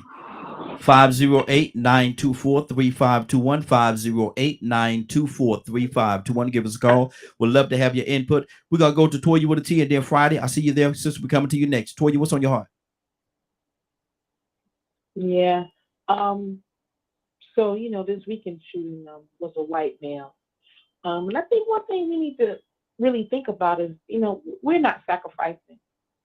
We as parents, we as teachers, we as cops, we as humans, we have a lot of hurt people walking around. We got a lot of neglected people walking around. Nobody cares about anything anymore. And it's been like this and getting this way a long time. And those have effects on people. Mm-hmm. And this all effects of nobody giving a doggone about nothing no more. Parents are not doing right towards their kids. There's no love there. So therefore, you come up angry. Mm-hmm. You come up upset. Enough to kill. Yeah. And with all the other influences we talk about every week, the neglect, the games, I was watching especially the other day on the multitude of chemicals that we use on a daily basis and the effect on animals. So if it makes the animals operate like that and kill each other, bite themselves, what do you think it's doing to us? But it's legal for them to sell to us. There's a multitude of reasons why, and there's a multitude of solutions that need to be in place in order to change it. But it still ultimately starts with us and love. Mm-hmm. Good deal. We don't love anymore. Mm-hmm. We see people hurting. We make fun of people. We tease people. We pick on people. We see people be hurting in the pain and walk right past and step on them, spit on them now. And it's been that way about the last 10 or 15 years. But, you know, people are human. And until we learn as humans to get back to the basics, loving each other more than father, loving our kids, and sacrificing certain things we do say, certain ways we act for our kids, sacrifice, teaching, maybe even not working that 60-hour job because I need to be here to explain my kids. We got to figure out something, and we can't keep looking for handouts. We can't keep looking for an America to help us with something. We need to get up and help our damn selves. Hey. Mm-hmm. You know what I'm saying? We're still stuck in a way. And we already know that we're being neglected, but we keep allowing ourselves to be distracted. We got to stay focused. Mm-hmm. And we got to have love. Until we fix that, and like someone said earlier, we need God back in everywhere and everything. Absolutely. He ain't there no more. And it seems like since they took him out of schools, and since they took him off the school or the church steps and all that, we've gotten out of control. Mm-hmm. And it's a lot of things we all want to face. And until we face the truth and let it set us free, we're going to continue to stay in this chaos and nonsense. It starts with us, it starts with love, and it starts with God. Absolutely. Absolutely. Friday, good morning, young lady. How you doing this morning? Friday. How you doing? There you go. There you go. Friday, we're talking about the violence and everything that's going on. We're talking about that. And now we want to talk about more. How can we get, what is the solution? How can we get to a place where, you know, we don't have to worry about all these killings going on? The people, they're talking about bringing guns into schools so the teachers could have guns in the school to protect. How do we get past that? What is the solution that we need to get to that's going to help us navigate to get to what Toya was just talking about, that place of love? To get to a place of love, we have to learn how to receive and accept love. So then, therefore, we can give it. And I think we've gotten to a place as individuals operating collectively that through either self-affliction or overexposure and other scenarios that have drained us through defense posturing to not be able to receive love because we're questioning, is it legit? Is there an angle to this? Are they just trying to play on this vulnerability of love to get something from me or from my family? And so we're constantly trying to outsmart each other, and we're constantly trying to be on guard with one another. And it's going to take some vulnerability, and it's not to say that there's not going to be some hurts, but because we operate or will begin to operate out of love, we'll be able to navigate those hurts in a way that we're not further isolating ourselves and making us think that the only way that we can have peace is to not have peace. Violence can't be the only outcome and answer. So for me, being able to receive love, accept it, is going to be the first step towards solution to be able to operate out of it. That's good. That's good. Navy, talk to me. Solution.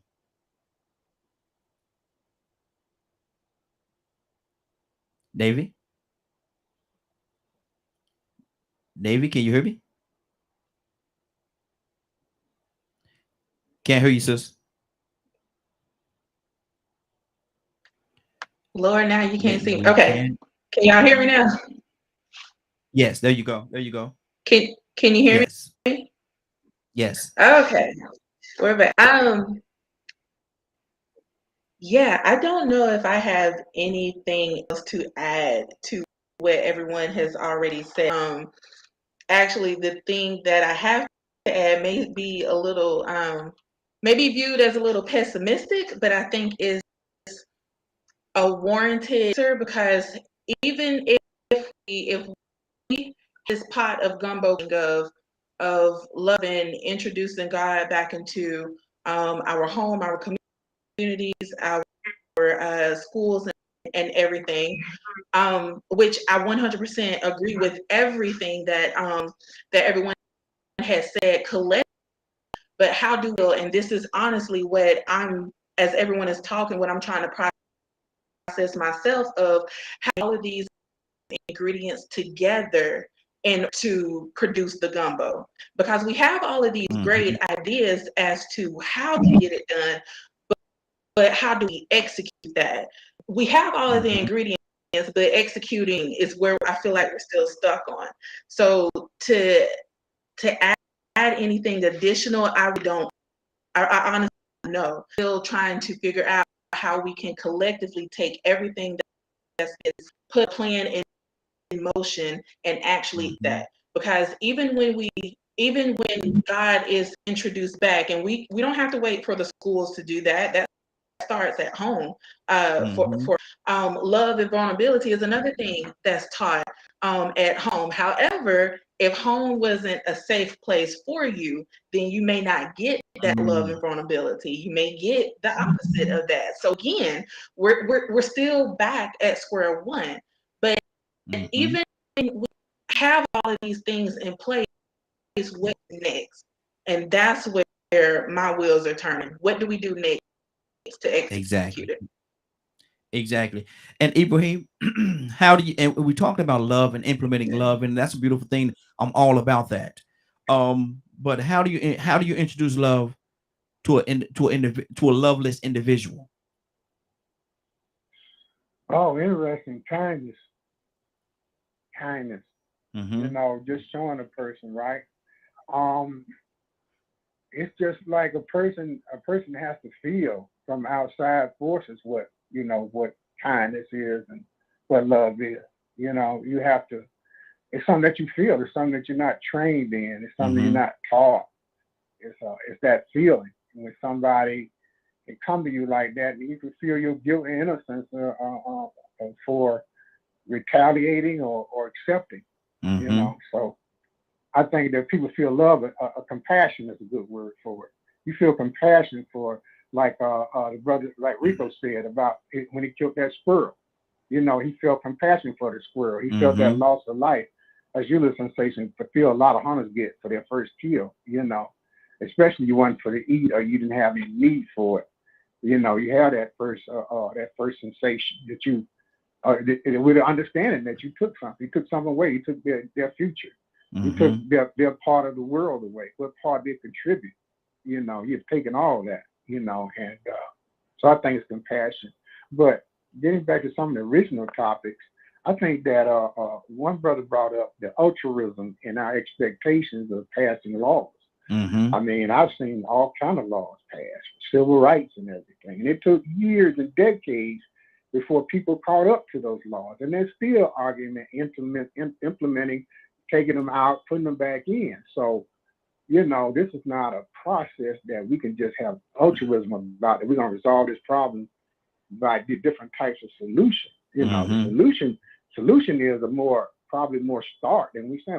Why would I want to have a police state in order to have safety? You know, Benjamin Franklin spoke, that Malcolm X reiterated, those who give up their freedom for safety deserve neither. You know, so I think that this is a thing that we still have to work at and always have to work at.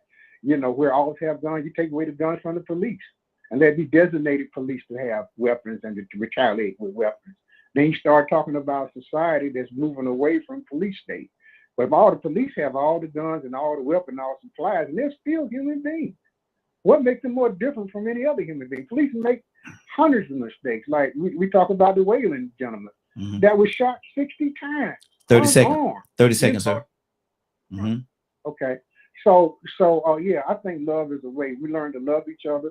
But like the other brother said, that we should learn how to love and work in our own community. I can't solve the problem in the United States, but maybe I can solve the problem with me and my next door neighbor and the people around my area. That's good. That's good. Curtis, somebody else have anything I want to say real quickly? Raheem, I got my son on the line just to let you know. Oh, okay. The one that told me about that. Henry. Which one? His name is Henry. Hey, Henry, how you doing, sir? How's it going, sir? Good morning. Hey, good morning to you. Good morning. We're trying to get to a solution to all this violence, brother. How can we get to a solution to all this violence that we got going on?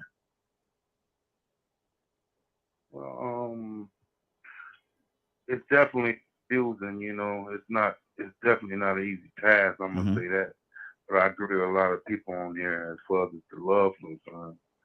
You know, we definitely need to get an emotional standpoint when it comes to love and, you know, attachment with it. Everybody don't know how to accept love the way everybody don't know how to give it, opposed to even accepting it. So we gotta learn how to give it in order to, like the guys say, humbleness and, you know, things that way to get people to understand it's a different world out here other than what they see on TV and these phones and everything right now. You know, so it's like a competition against good and evil. And right now it seems like the evil is just, you know, overpowering everything. So we forget about the love and everything else sometimes, you know, most of the time when it comes to that. So right now I don't really have an exact solution, you know.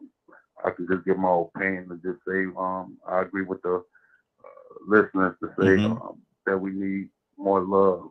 We need to know how to show ourselves and to receive it ourselves. It's a lot of people don't know how to receive it as well as give it. And to your point, sir, and I love what you're saying, but to your point, there is no one answer. There's no like cookie cutter answer that we can use in this situation because it took us a long time to get here, and it may gonna take us a long time to get out of this condition that we're in right now. So you know, it's gonna take some time, some time and some. Hey, Raheem. Yes. Hey, don't let him get by, man. I think Willa put him on to give that account about the conversation with the Klansmen about them guns that they put out. Okay. Yeah. With the Klansmen, yeah, the Klansmen said that you know, they don't have to really put on the seat and do anything, or because Their plan was they had the guns, the truck drivers, they had guns and drugs. And actually, they said Chicago, the Klansman said Chicago was actually one of the states that he dropped the trailer off and just leave it in the neighborhood and let the people get it. Just like even freight trains come through the neighborhood. Come on, they know what they got on these freight trains and everything. They know the people gonna go and, still off the freight train in certain neighborhoods. So they know what they putting on it. They understand that, it's like things on there they can take. So they end up taking a trailer from the tractor trailers and sit in our neighborhoods and let them steal everything. And he sat there and watch on the TV, watch the results of it. He'll just say, drop it off on Madison and leave the trailer. And he knows somebody's going to go up in there and look, steal, take whatever. And he say, once that happens, they just let the results go. It might not happen now, but in the beginning of it, that's what's the plan. That's how they got to take off their sheets. You know what I'm saying? They don't have to walk, be the Klansmen anymore in that way. They can do it another way. And that's the way they did it because, you could see the results of it. All the drugs, all the guns. Come on, these guns out here that these kids got, come on, the military can't even get half the time. Exactly. So, like, where we getting this gun? These guns, who's actually selling these guns to youth, like, who's giving it to them? Like, so it has to be something that way, what the Klansman is saying, that it's happening, because it seems like it's like a candy store. You can go and get a gun, anywhere. Yeah. You know what I'm saying? It's just a Smith and Wesson type of gun. There's all type of, rapid fire type of guns out here. So it's like, I can see the truth in what he was telling me. I'm gonna say that. What he was saying. Wow. Because he say watch the news and just watch the results. He dropped stuff off in Chicago, but you drop some in New York, some guns and everything. The area you drop it in, then you start seeing things, the crime going up in that area.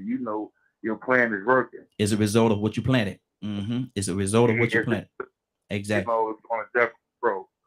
Good deal. You know what I'm saying? So hold right there for a second, brother. I want to pull some more people into the conversation. Somebody wanted to say something real quickly. Somebody was about to say something. Yeah, I was gonna say bait and hook. I mean, the arrogance of it all. I don't know. Back in the day when I used to watch TV, it was a show. They made a whole production where they would stage cars, in environments for them to come and steal them.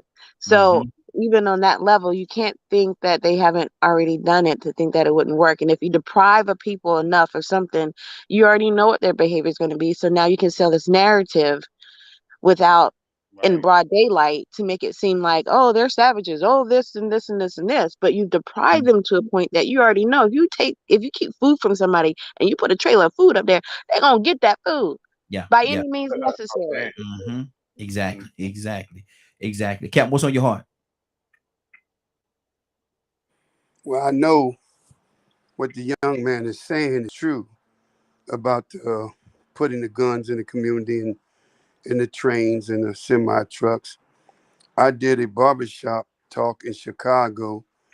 I went through 17 barbershops in a 3-week period. In every conversation in the barbershop, when we got to the part about the gun violence, all of them would always say they put the guns over in the railroad tracks, they leave the latch off of them. And with one testimony after another, and as the sisters say, a debate move that they were showing how they put some fake VCRs in a trailer and parked it in the neighborhood, left the thing, and they just would make a mockery how we are. But this is very real. This ain't no, well, that sounds like some conspiracy. That's real. Yes. We can't fathom it in our own minds for some reason, because I got to put it out there like this. We as a people have a good nature. I'm going to be honest with you. I sincerely believe we the best of the world, and we damn doggone sure the best of America. We have a moral consciousness that we think the best of a person before we think the worst of the person. And that's why we keep giving people who do us harm a pass. We do it. Yeah. We would never do to any human being what has been done to us. It has been proven over decades that we have been a peaceful people. How are we going to be a people of racist, violent, color behavior when we've been victims of that? So you're talking to everybody on this line, good-hearted nature people. I hear you call the man just killed 6 people a white brother. What make him your brother? Why you gotta call him a white brother? Is this necessary? Because how you gonna call him your brother when he ain't looking after the other? The word brother means to look after the other. BROHTER. Other. Brother looks after the other. So you can't be a brother if you don't look after the other. You can't even call a man a brother. So the main thing is we have a very good. Now let me share this, and I'm gonna be through with it. I heard the minister give this great analysis. He said a man went to the hospital. He had an infection in his hand. The thing had pus coming out of it and everything. When the doctor looked at it, the doctor said, that looked good. The man looked at what you mean it looked good? He says, the very reason the pus is the poison. He said the pus is the poison coming out of the wound. He said, then the pus is going to produce a scab. The scab becomes from the pus. So the very thing that was destroying from the inside now makes a layer of protection, and in just a matter of time, it will be healed. We're looking at the pus of our community, man. Oh, look at it. Oh, but to God, to the real doctor, I'm bringing all this crap to the surface. You don't like it, but after a while, after the poison come out, y'all, it's going to produce a scab. And it's going to be a healing going to take place. But you cannot build no house on a daggone place I'm trying to tear down. Wait till I tear down, man. Wow. Let me get the foundation. Then you can build your house of righteousness. You're trying to build your house of righteousness, and God ain't tore the old wicked house down yet. Don't go ahead of God. Be patient. Because it's going to take years. We didn't get in this condition overnight. But are you patient enough to wait? Because that's what it's going to take. And we eventually will solve the problem. It may be 100 years from now. You may not be around. But trust me, it will be solved. So basically, what I'm hearing you say, what I'm hearing you say, and clarified if I'm off base a little bit, but you can't build a wing of happiness on a wicked house. That's it. Very clear. Let God tear it down. Let him tear it down, and it's going down. Just be patient. Let him clear the deck. And once he cleared it down, we can build the house of God on a good foundation. You can't build it on this. So let God do what he got to do. Maybe it ain't meant for us to solve it. You're trying to solve a problem God don't want it to be solved. Wow. Get in where you fit in. Let God handle his business and stop trying to be God. Curtis, what's on your heart, brother? You know, Cap, that's my business that I believe in. You know what I mean? I believe that we have, for whatever reason, man has a God complex. That's number one. Right? And we have been trying to do God's job that we're not doing God's work. All right? Certain things is obvious. Certain things is going to happen. When Brother Malcolm said the chickens have come home to roost, we didn't understand, or society, I ain't going to say didn't understand, but society understood just how powerful that statement was that he made. You understand what I'm saying? But the society at large did not want to take accountability for the actions that happened to this president. And I do want to piggyback on Sis' son. He is on, Raheem, when I tell you he's so on point, Yes. he is on point. When I was out there driving, I went to San Diego one time. Well, they pulled me up in the truck stop. In the truck stop. It's gonna give me 30 stacks. 30 stacks. So I had a choice. I could take it or I could rock out. And I easily got up from the table and I easily went and got my truck and I left. Because now I don't know if these people think I'm a snitch on them or whatever, but I don't want nothing to do with that. Right? Last but not least, hey y'all, you know, we talk about such things as the bombing of Black Wall Street, right? Because those things are prevalent. But we don't even talk about exactly what the brother brought to the table through his mama, the bombing of Watts. They just didn't drop no bombs in Watts. But if you go back and watch, there's a documentary that I want to say Andre 3000 and Outkast is directly connected to, called Bombs Over Baghdad. Yes. They talk about how in Watts, they used to run the train. There's a train, now I know this for a fact from living out there. There's a train that runs dead smack through the center of Watts. 30 Watts seconds. was at the top 90. Go ahead, Curtis. Bombs Over Baghdad.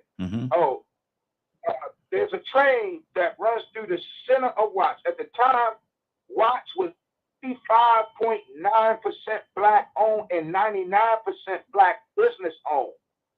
They wanted that property. So what they used to do was run a train, and all the guns, it would be crates and crates of guns in one car, and then in the next car, it would be crates and crates of bullets.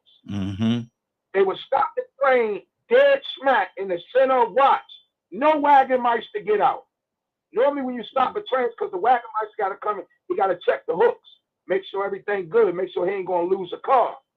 No wagon mice to get out, and the people would raid the trains because now you don't put a bunch of folks out of work. They poor. So they destroyed Watts with that same idea, that same thing that they doing in Chicago, Baltimore, Philadelphia, California. They doing it again. It's the same playbook every time. Wow. Wow. Let me go to Toya with the T. Talk to me, sis. Oh, I think I lost Toya. As soon as I call her name, she hung up on me. Okay, Toya, you get a chance. Give me a call back, sis. Rico, what's on your heart?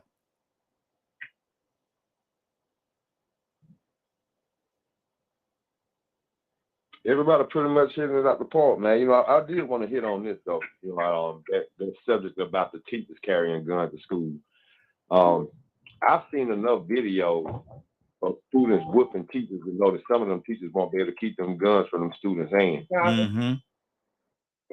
So, you know, I think that would definitely be a bad idea. Maybe they should bring licensed people, or maybe hire security, you know, create a budget and hire, I'm going to say certified security to sit in each classroom, maybe an armed person or whatever, to sit in the hallway, sit at the doors, you know, the same amount of protection that they have at prisons to keep prisoners from breaking out and keep people from breaking into prisons. You know, if they can secure them, then they should be able to secure our children just as much.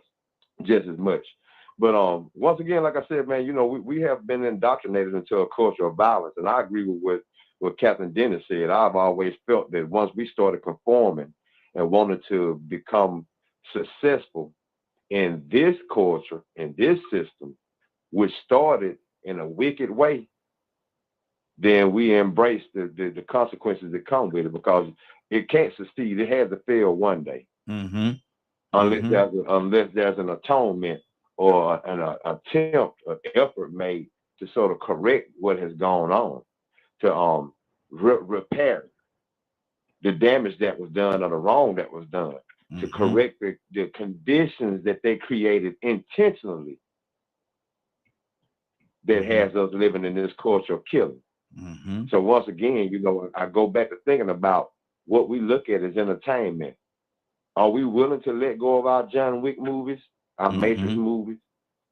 Are we willing to let go of some of our music and our entertainment, the things that we think we should have the right to view, even though it condones and it exposes you to a culture of killing, and it also it somewhat has you celebrating it subconsciously. See, a lot of this stuff is unconscious programming, subconscious programming.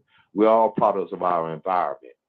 But when we chose to accept it, to become a part of this, knowing the history, knowing the lies, knowing that they didn't discover nothing, they took it, knowing that they came over here with missionaries and did the bait and switch, that has been common throughout history, that they know that, hey, man, if you just dangle a little cheese out there, the rats will jump. Exactly.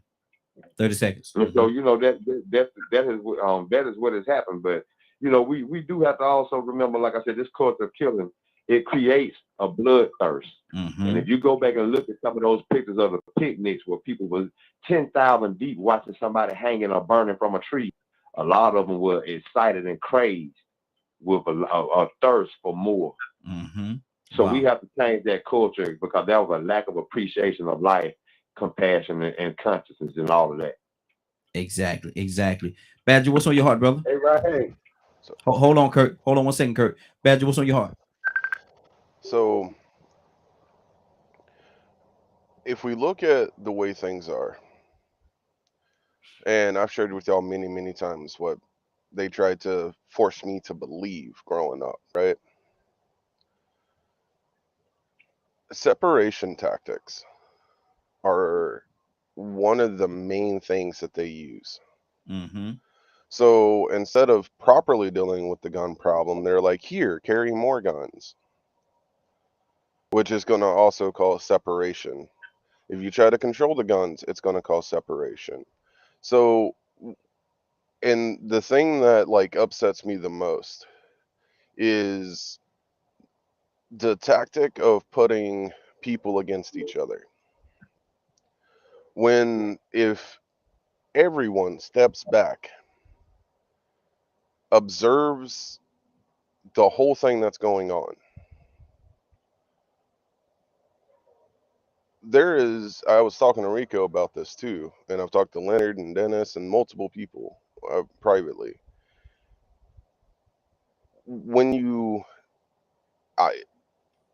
There is a race factor, 100%. When you look past that, you can start seeing a class issue. And then when you take that class, especially low class or low middle class and lower, and then you start putting out information, false information of, well, we can't increase minimum wage because, you know, the blacks are getting this, or we can't do this because we need to increase the health care for the poor whites. And they start using all those terms and all that separation tactics. It starts causing a lot of problems. When in reality, we all struggle with trying to get proper health insurance. We all struggle in so many areas in this country.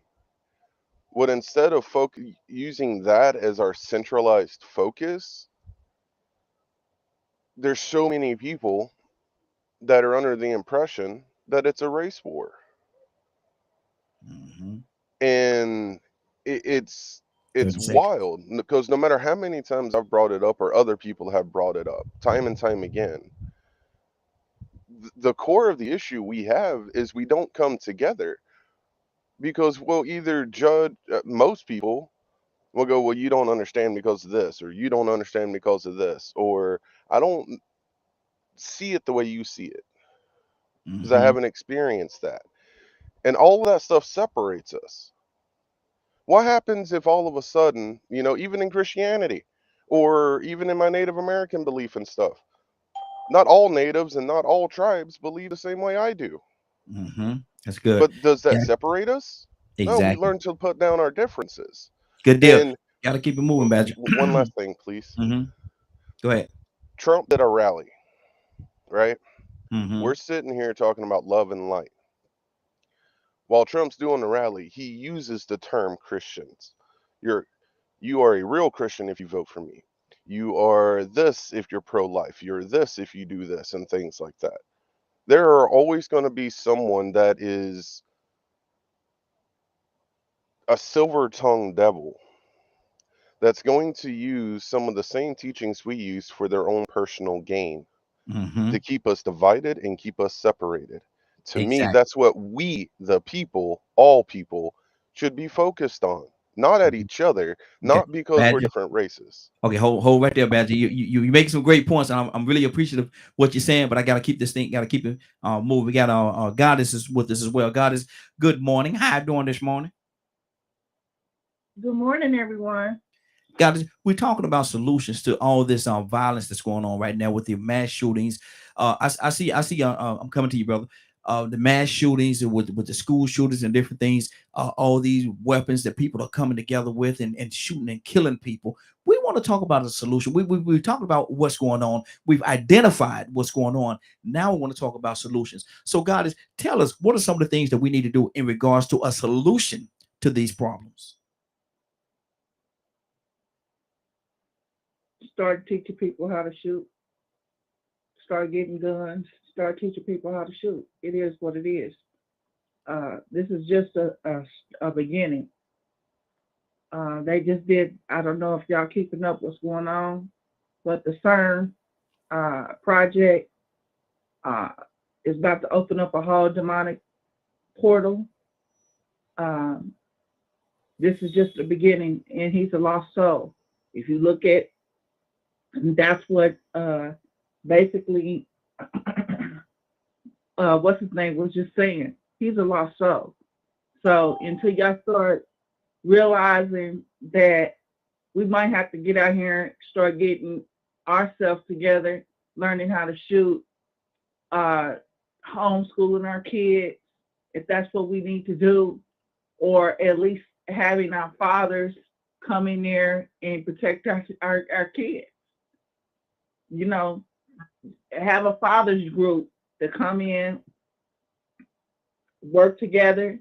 I'm off Monday, Tuesday, Wednesday, and then if you off Thursday and Friday, well, we got a set of fathers that don't come in, because right now the police ain't guaranteed to do anything. So your solution. You gotta take things in your own manner. I'm gonna pause your time just for a second here.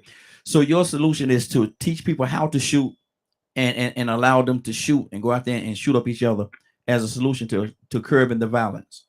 I'm starting your time back up now. No, that's not what I said. I'm just that's trying not to be, what I said. I'm trying to be clear. So I'm trying to be clear so everybody can understand what you said. Let me clear it up. Let me clear it up. Let me make sure you understand. It's called protection, not just go shoot people. Learning how to pay attention to what's going on before it happens. Sis, what's the difference? Because a person will give you certain signs before certain things happen. They'll start showing different ways about them before it happens. So I know if I was a parent and it would be a parent impact group, as fathers, because I think we need to bring on some of these men out here, and it shouldn't be always women. But these fathers need to come into these school systems. 30 seconds. See what's really going on. That's what I'm saying. And also learn how to shoot. Make sure they know how to shoot. Do tactical training. Okay. Stop letting kids run around oblivious, because like I said, they just opened up a portal called the CERN. That's what you just totally missed. The CERN portal. It's opening up a demonic. Sister, I'm asking you a specific question in your time. I'm asking you a specific question about a conversation that we're going on, and you went totally, and you're talking about I missed something, but you went totally different, talking about something totally different from what I asked you about, and then you're gonna tell me I missed something. God bless you, sis. But my thing is this right here. I've never seen anybody put out a fire by using a fire. I've never seen that. And if you've ever seen that, sister, educate me, because I've never seen anybody put out a fire by using a fire. Willow, what's on your heart? morning. Yes, ma'am. Willa. Hey, good morning, Raheem. Good morning, You sis. know, one part of the conversation that struck me and that's on my heart is that we seeing more evil now than we're seeing good. And like you said in the beginning, let's go back to the root cause of it all. Mm-hmm. I mean, there's so many things under that umbrella we can't even name. We talk about the injustice of how the United States is when it comes to our culture, division between families that Badger said. You know, I mean, you look at just within your family, how much division it is within your small group of families. And then you enlarge that, trying to get the world to be on one accord. So I think Captain had it right. I mean, we're in those times. We are in those times, and you knowing that you're in those times, if you following the word of God, then you have to follow his instructions. Draw nigh to him during these times, because we're in those times like him. Mm-hmm. Man, are we in those times. Mm-hmm. I mean, it's like, remember it used to be almost every 2 or 3 years or every year you get a mass shooting or you get something that a lot of people, where somebody's shooting up a lot of people. Now, it looks like it's almost once a month. So evil looks like it's overwhelming the God that we serve. Mm-hmm. And I believe that's what's going on now. So that's what I was thinking about, right? And I was sitting up here thinking about that when that person said that, how we see more evil than we do good. Mm-hmm. And see that right there, that makes the God that we serve look like he's not existing. Mm-hmm. You know what I'm saying? Mm-hmm. So that's on my heart, right? That's Good. what I was thinking about. Good deal. Good deal. Bishop. Okay. Bishop, good morning, sir. How you doing this morning? Hey, brother, I'm blessed, man. Good morning. Good morning. Bishop, I know you've been listening, brother. What's on your heart? We're talking solutions. How can we get to a solution to this situation that we're in right now with all this violence? To be honest, man, I honestly don't know what solution we can actually come up with. You can sit on the sideline and think, yes, I would do this, I would do this. And I think we as constituents of this nation has already asked for some type of gun control, a gun change. And the only other thing that I think can take place, if these elected officials are not doing what we request as it relates to protecting us from this level of gun violence, this level of ignorance, then we just have to put people in there that have the same common interest of safety and protection, regardless to the race. As Badger was saying, he talked about race, and he don't personally think it's a race problem, and he's entitled to his opinion.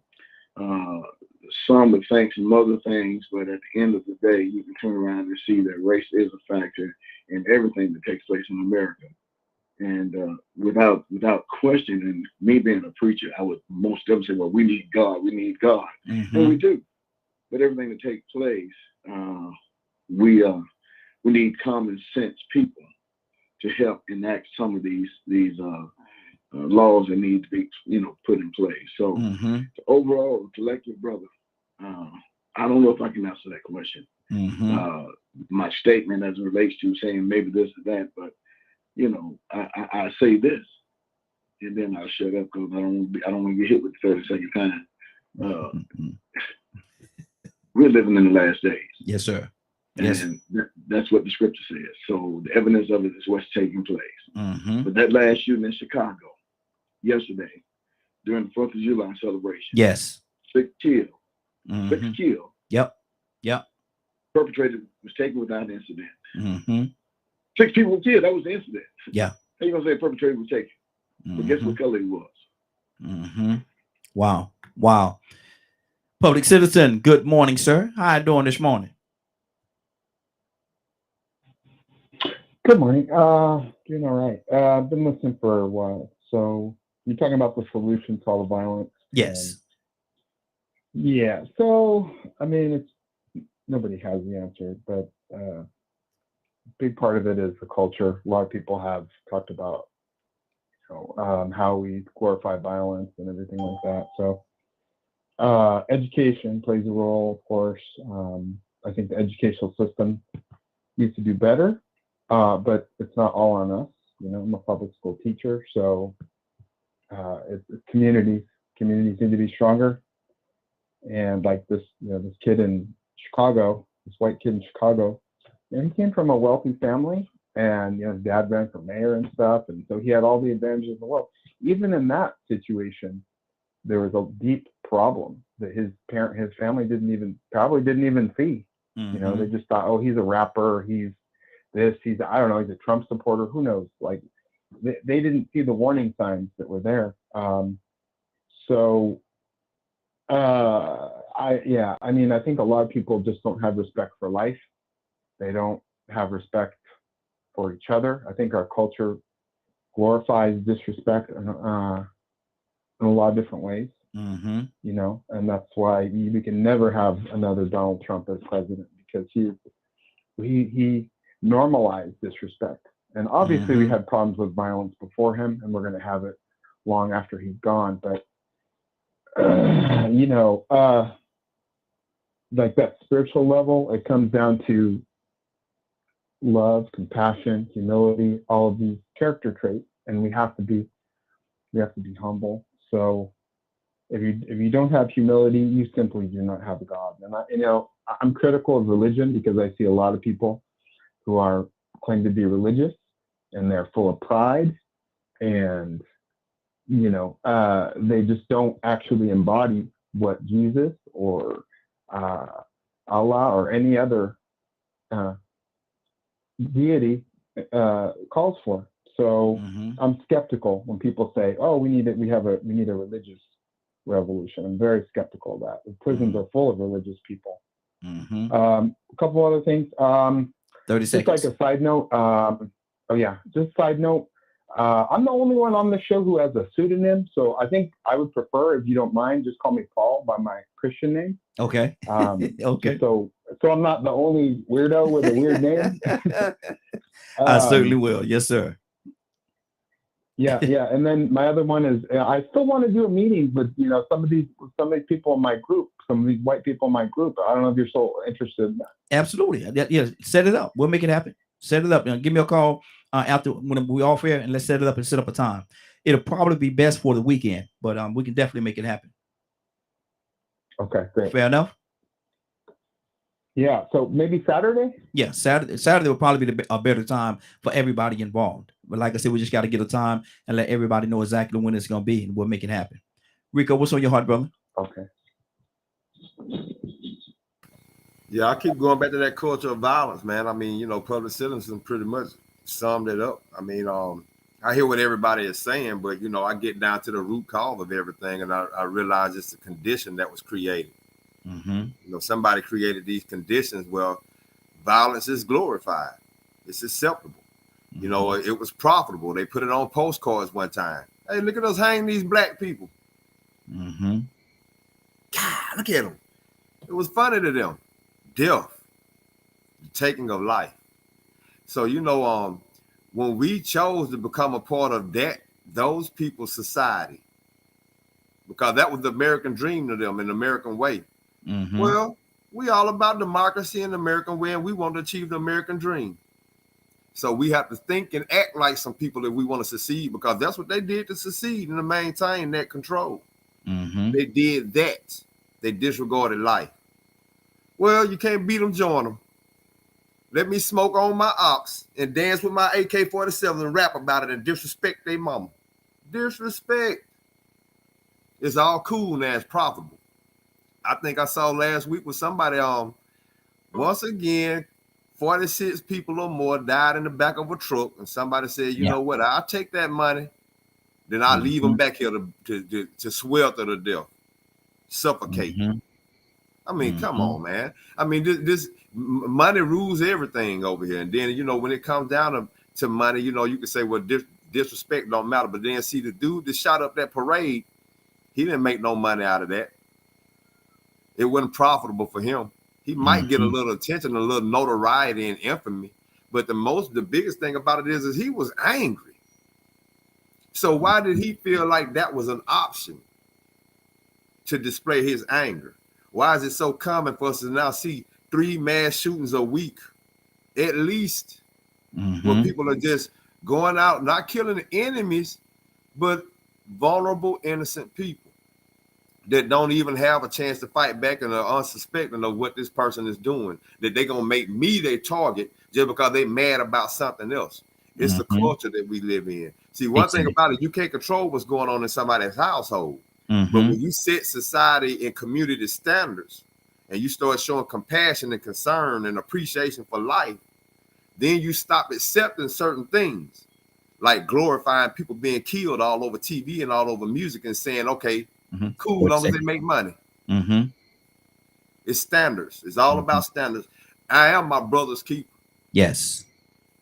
Absolutely. So, you know, I think Navi, ain't that what her name is? When she asked, well, you know, how do we start? What do we start? Navy. We start there. We start by showing concern. If we know somebody's being molested or abused next door, show some concern or compassion, or maybe step up and even help that person get some help, because we don't want them to be the angry people that go out and choose killing as an option later on down the road.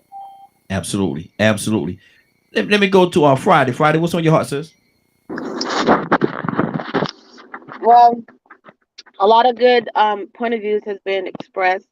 And the root of it, you know, like I've already said, is love. Not to say that there's no actions that go with that, but it has to be out of that place. And individuals, we have to be, as individuals, we have to be able to recognize love and then and accept it. Like, but we're so inundated with fear right now. Like, even to have our own, because it's been destroyed so many times, the mentality is, let me just be a consumer, because if I'm just a consumer, I can keep it, I'm okay, it's not, nobody's coming after it. But if I try to establish something or have something, they're coming after it, and I don't want that heat.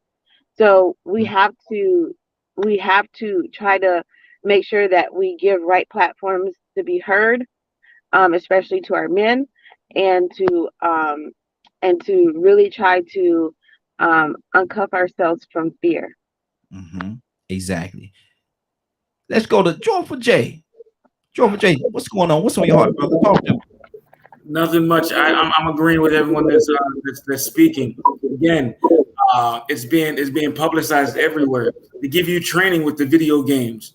They give you training with watching the videos on how to do things, how to maneuver. They have special ops in Call of Duty and all this other stuff, showing you. So it's become normal to see a man dead on the ground.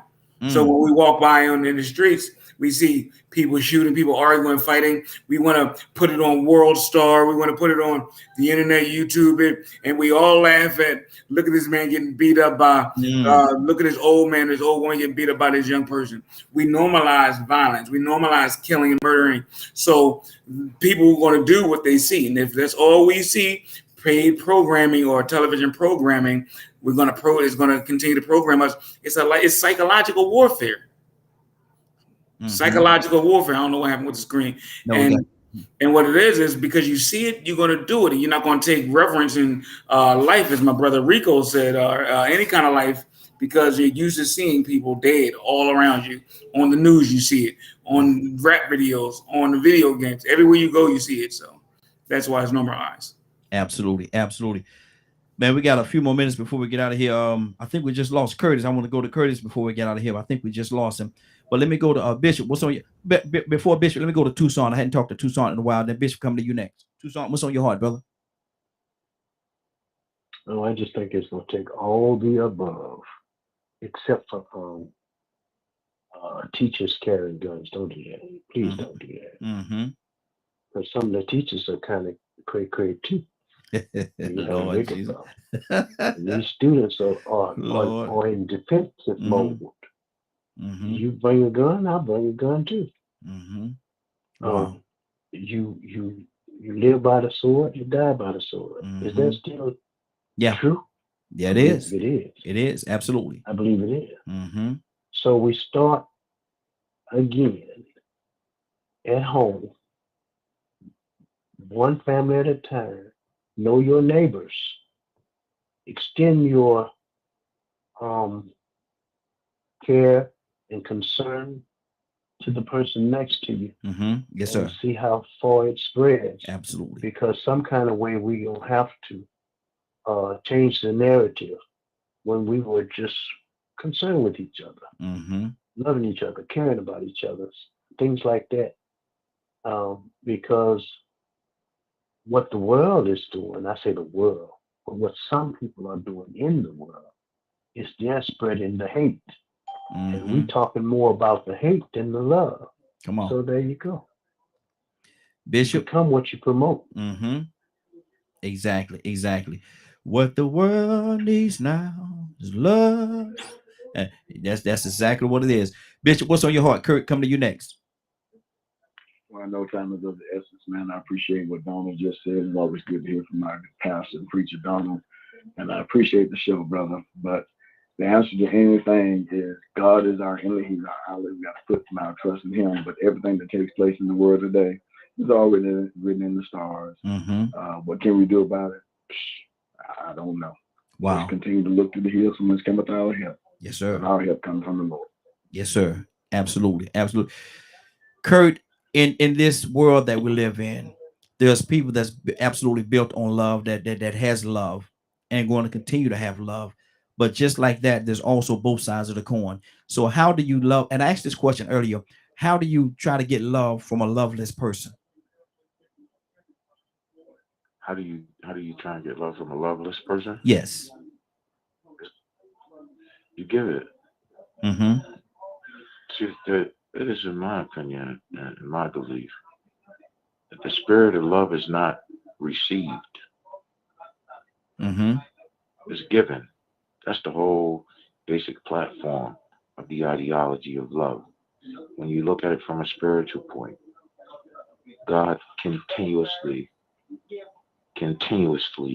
gives man something. He continuously provides for man the things that man needs. Right? He gave man the earth. He gave man a woman. He gave man prosperity. He gave man kingdoms to rule over. God has given everything to you. You know what I'm saying? In the spirit of love. So if you really look at it, it's like, I think in the Bible, there's a scripture that says, be ye a cheerful giver. Yes. Right? Yes. When you understand that the ideology of love, it's a form of giving. Right here. It's wrapped in a form of giving. It's not wrapped in a form of receiving. But I'm great going to this doctor's appointment. Y'all pray for me, man, because I don't know where I'm here. Okay. I love y'all, man. I'll talk to y'all later. Love you as well. Give me a call. Give me a call later on, Kurt. Give me a call later on, brother. We I think we're at the end of this one, man. I think we've covered everything. Rico, what's going on at 3:00 today, sir? Hey, let me say this, man. If they bring guns into school, we're gonna open up a whole nother door of chaos. I saw a video a couple of weeks ago. First off, let me say this.